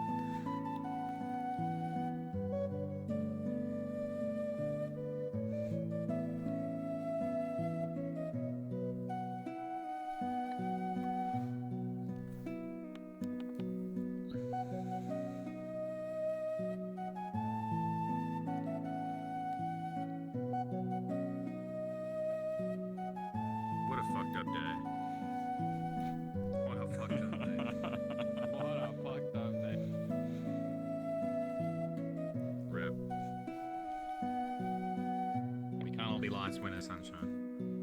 Sometimes you just gotta take the L. Oh my god, it's gonna hit. That's like the perfect spot for a strike, except it needs to go like 10 times faster. Go!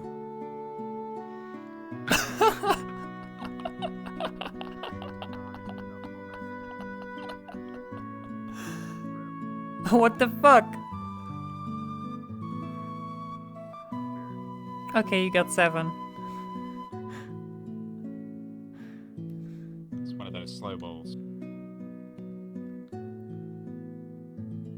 Wait, it's my turn.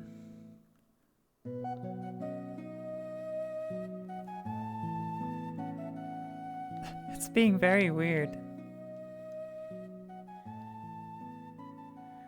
I guess it couldn't handle a slow ball.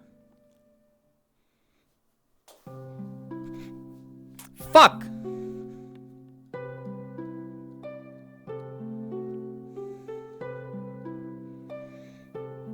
Wait, I'm putting my tracker on the other side of my hip.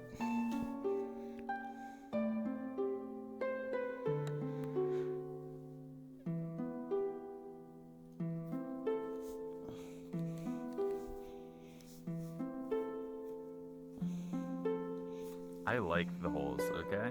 I'm not gonna let you bully me.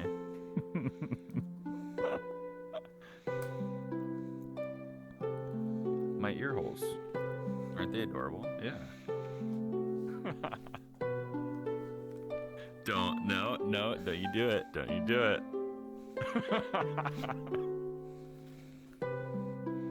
Sunshine thinks they look like panties. And now that you've seen it, you can't unsee it. So thank you for that. You're definitely wearing a pair of underpants on your head right now. Oh my god. And thanks for telling Squirtle, because now he's going to literally What the work fuck? it into a joke. It does look like G'day. pennies. It does, it do be looking like that. See? This is what happens. No one sees it until you say it, and now everyone can't get it out of their mind. And now I'm gonna have to pay Eddie to spend like fucking hours editing it. Just do it yourself, lol. Yeah. Whatever you say, Captain Underpants. Don't have that skill set. I don't have the time to learn it right now. Just learn it instantly, lol.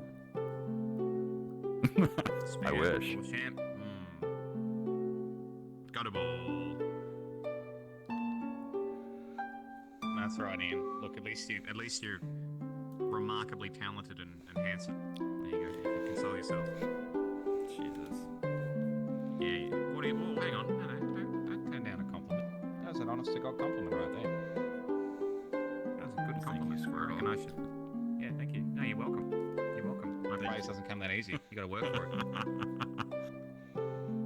Yeah, that PayPal payment just came through. Thanks. Where's my PayPal payment? Oh, hang on. When are you gonna say something? When are you gonna say something nice about me, and then I'll PayPal you. I like how the hat complements your head. The hat compliments my head. Yes. Really? I paid $5 for this. They're like similar colors and stuff. All right, there you go. There you go. Never say it. Never say and don't give charity. Your compliment game needs some work. I'll tell you that. Yeah, I'm not very good at it.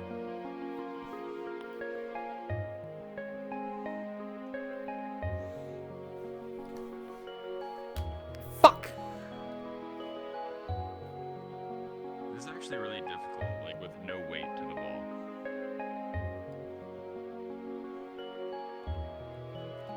Yeah, and index controllers being very weird with when they actually release the ball.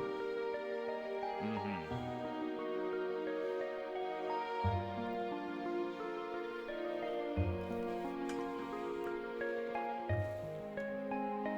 Yes. Just fucking eat it. Alright, let's go. Okay. Thank you for the $5, Squirtle. There you go. Now that's your payment Your hat received. Good compliments compliment. your Well head. played. Tomorrow, Well played. 2021. Also, this outfit makes you look fat. Well, guess I'll go die. There. That's the strategy right there. Knickknacks has it. Just run the ball down the lane. Just bash it into the pins.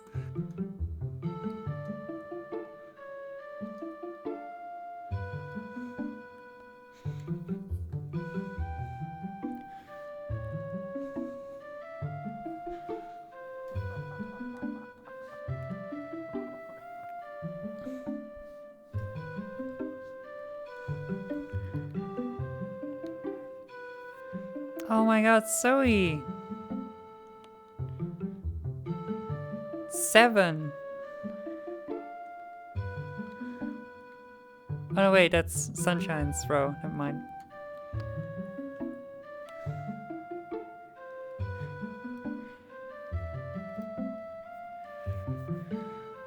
Whew.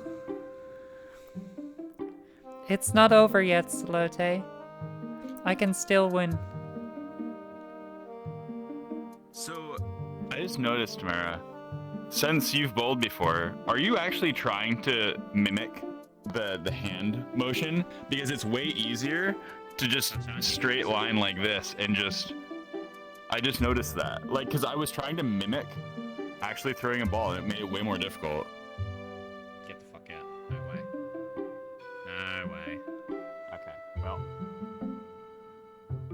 I was scared for a second, okay?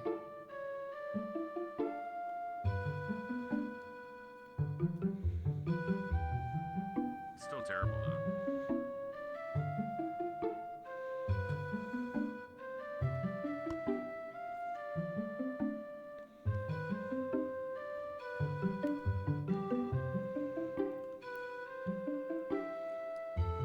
No!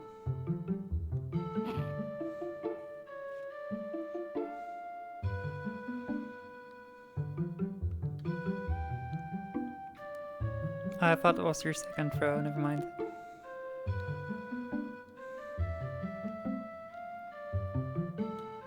Still your turn. Yes, it is.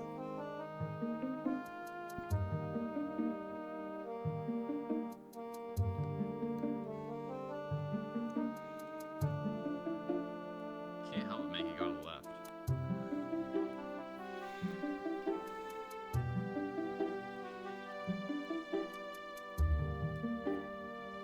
Okay, I'm terrible. Yep.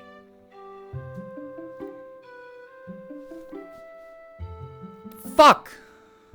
I thought that was it. Good energy. And it ends up being horrible. Such a stupid game.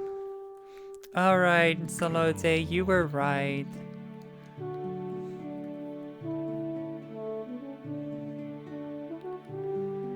We don't even have to finish the game.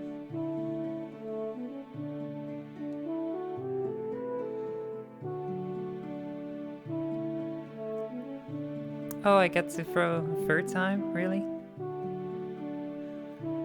Yeah, because you got a spare. Or a strike, one of the two. Can't tell.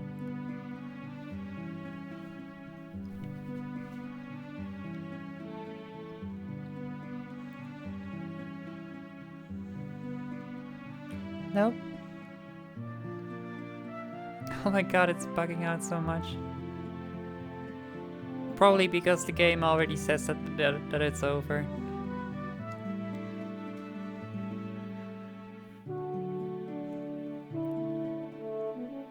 Actually, it's... No wait, even technically so he couldn't win anymore.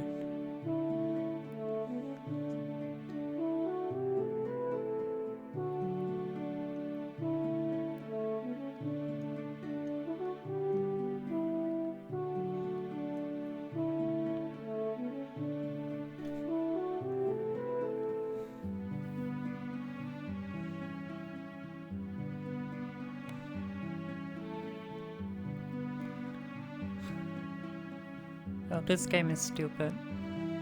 I'm never playing again.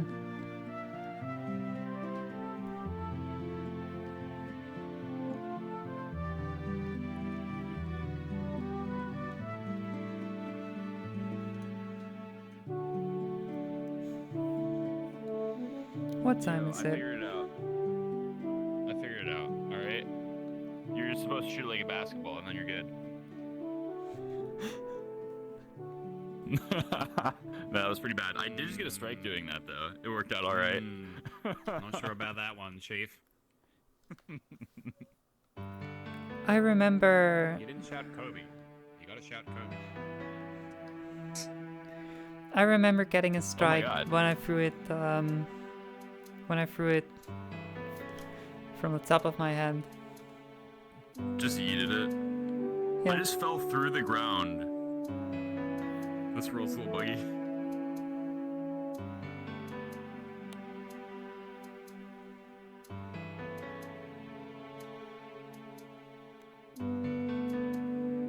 Man, you can play for the LA Clippers with Check Discord. Check chat. Oh, can I post a link? God, I'm terrible. I think you can post links, yeah. Don't think I put them on auto timeout.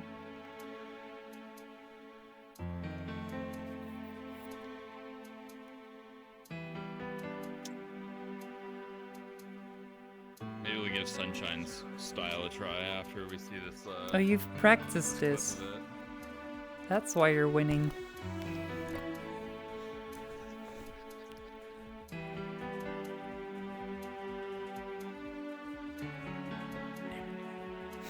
Nice.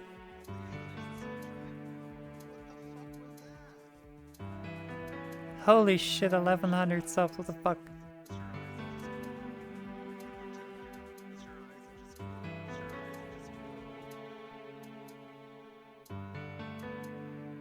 So friggin' lucky. So good. Holy shit, you have a lot of subs.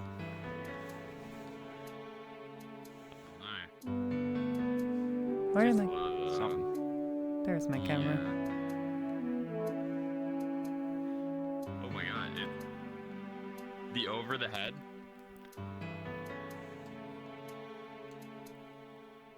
That's it.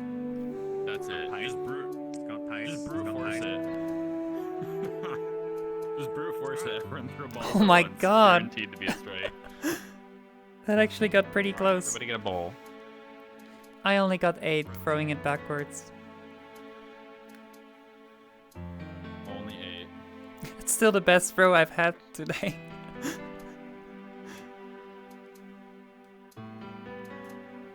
No, mine just went right in the gutter. That's par for the course at this point.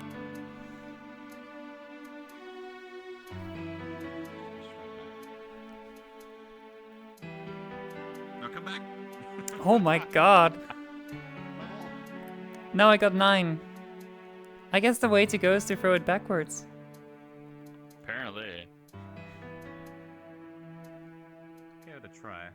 It's a lot easier in VR to do that. Ow. No, that's not gonna work. Nah, that one is bad. I got a little violent there. Just chucked it and missed the lane completely. It's just like real life.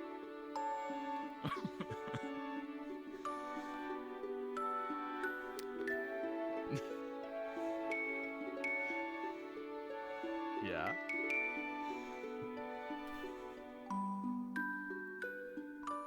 Nope.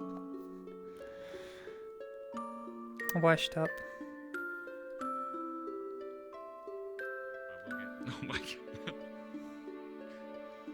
That's about as accurate as the last one that I just did.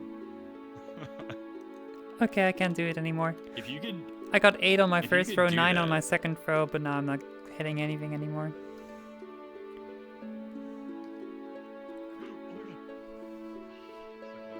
Let's see. Below the leg. it's that like beginner's luck where you're not actually thinking about it, and your lizard brain is just doing the perfect calculations because you're just not thinking about it. You're just fucking hitting it the first time. Do I want to do something else, or are we just vibing? I think we're vibing.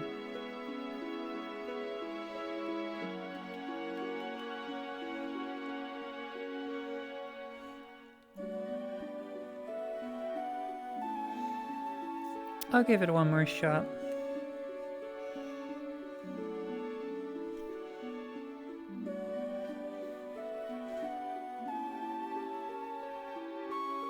Nope.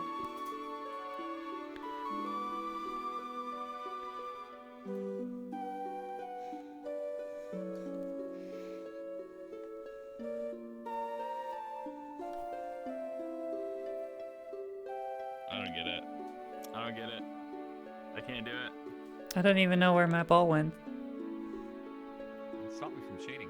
I tried to hit the ball next to I- the pins and it just vanished. I think you're right about the index controllers too. Like if you had a crisp release on the squeeze button on any of the other controllers, yeah, it'd definitely be an advantage. Especially like a Rift controller. A Rift controller would be really nice. I love Rift controllers. Yeah, I miss mine already. The original CV1 controllers are the best ever.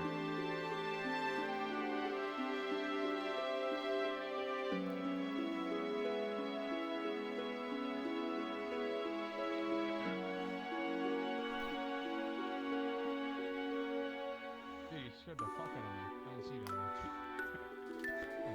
there. Okay, holy shit, what's up? Hello, Tamara. Hello. Hello, Son. Hello, Ian. Hello, Zoe. Hey, Barra. Bowling going? Thanks for the follow, Sans. Good for some. I can't Oh. Oh no. hit the damn pins. I wonder if I can do this on Does anybody know if fun? Oh, what the fuck? It's already 6. Holy shit.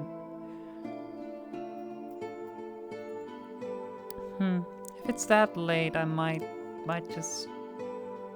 Yeah, my trackers are about to die as well.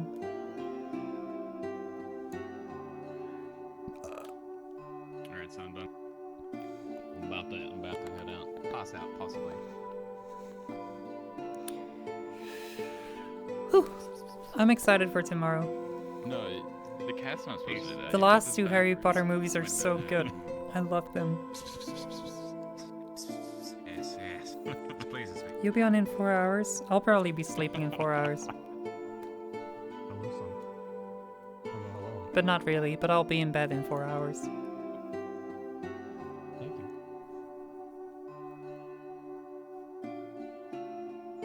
So I just noticed if you throw the ball hard enough, you can break the ceiling in the TVs. Wow. Oh, hey. Um, I noticed earlier that I fell through the floor and like spun around at 1,000,000 miles an hour and died.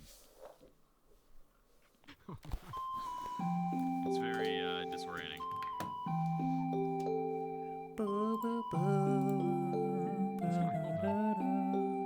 Handsome Banana gifted you a tier 1 subscription to Jerdy_VR. Very nice. Oh my god, Zoe. You know what you look like right now? oh my.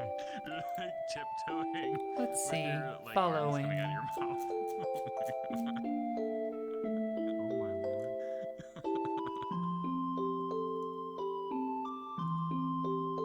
Jerdy's playing Phasmo. Cursed cat. Oh no. Everyone has so many Who's that viewers. cat? The fuck? Stop having a lot of viewers, people. Little demon. Yeah. Succubus.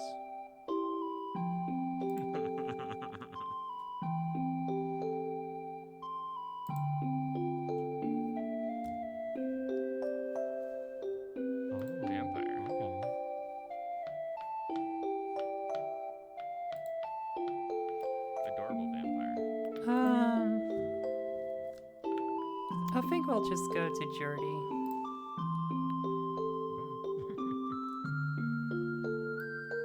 Phasmo is fun, and I assume Jordy gets scared very easily, because he seems like the person who would get scared very easily. He got super scared by me just getting into a world with him.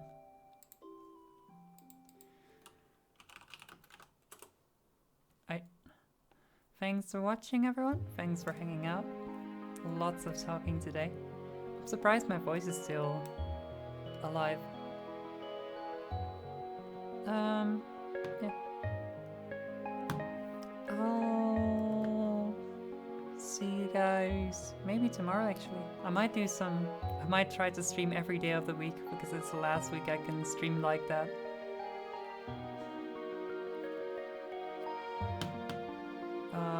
Yeah.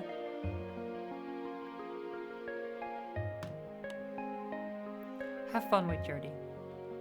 I'll see you either tomorrow or Monday. Bye bye.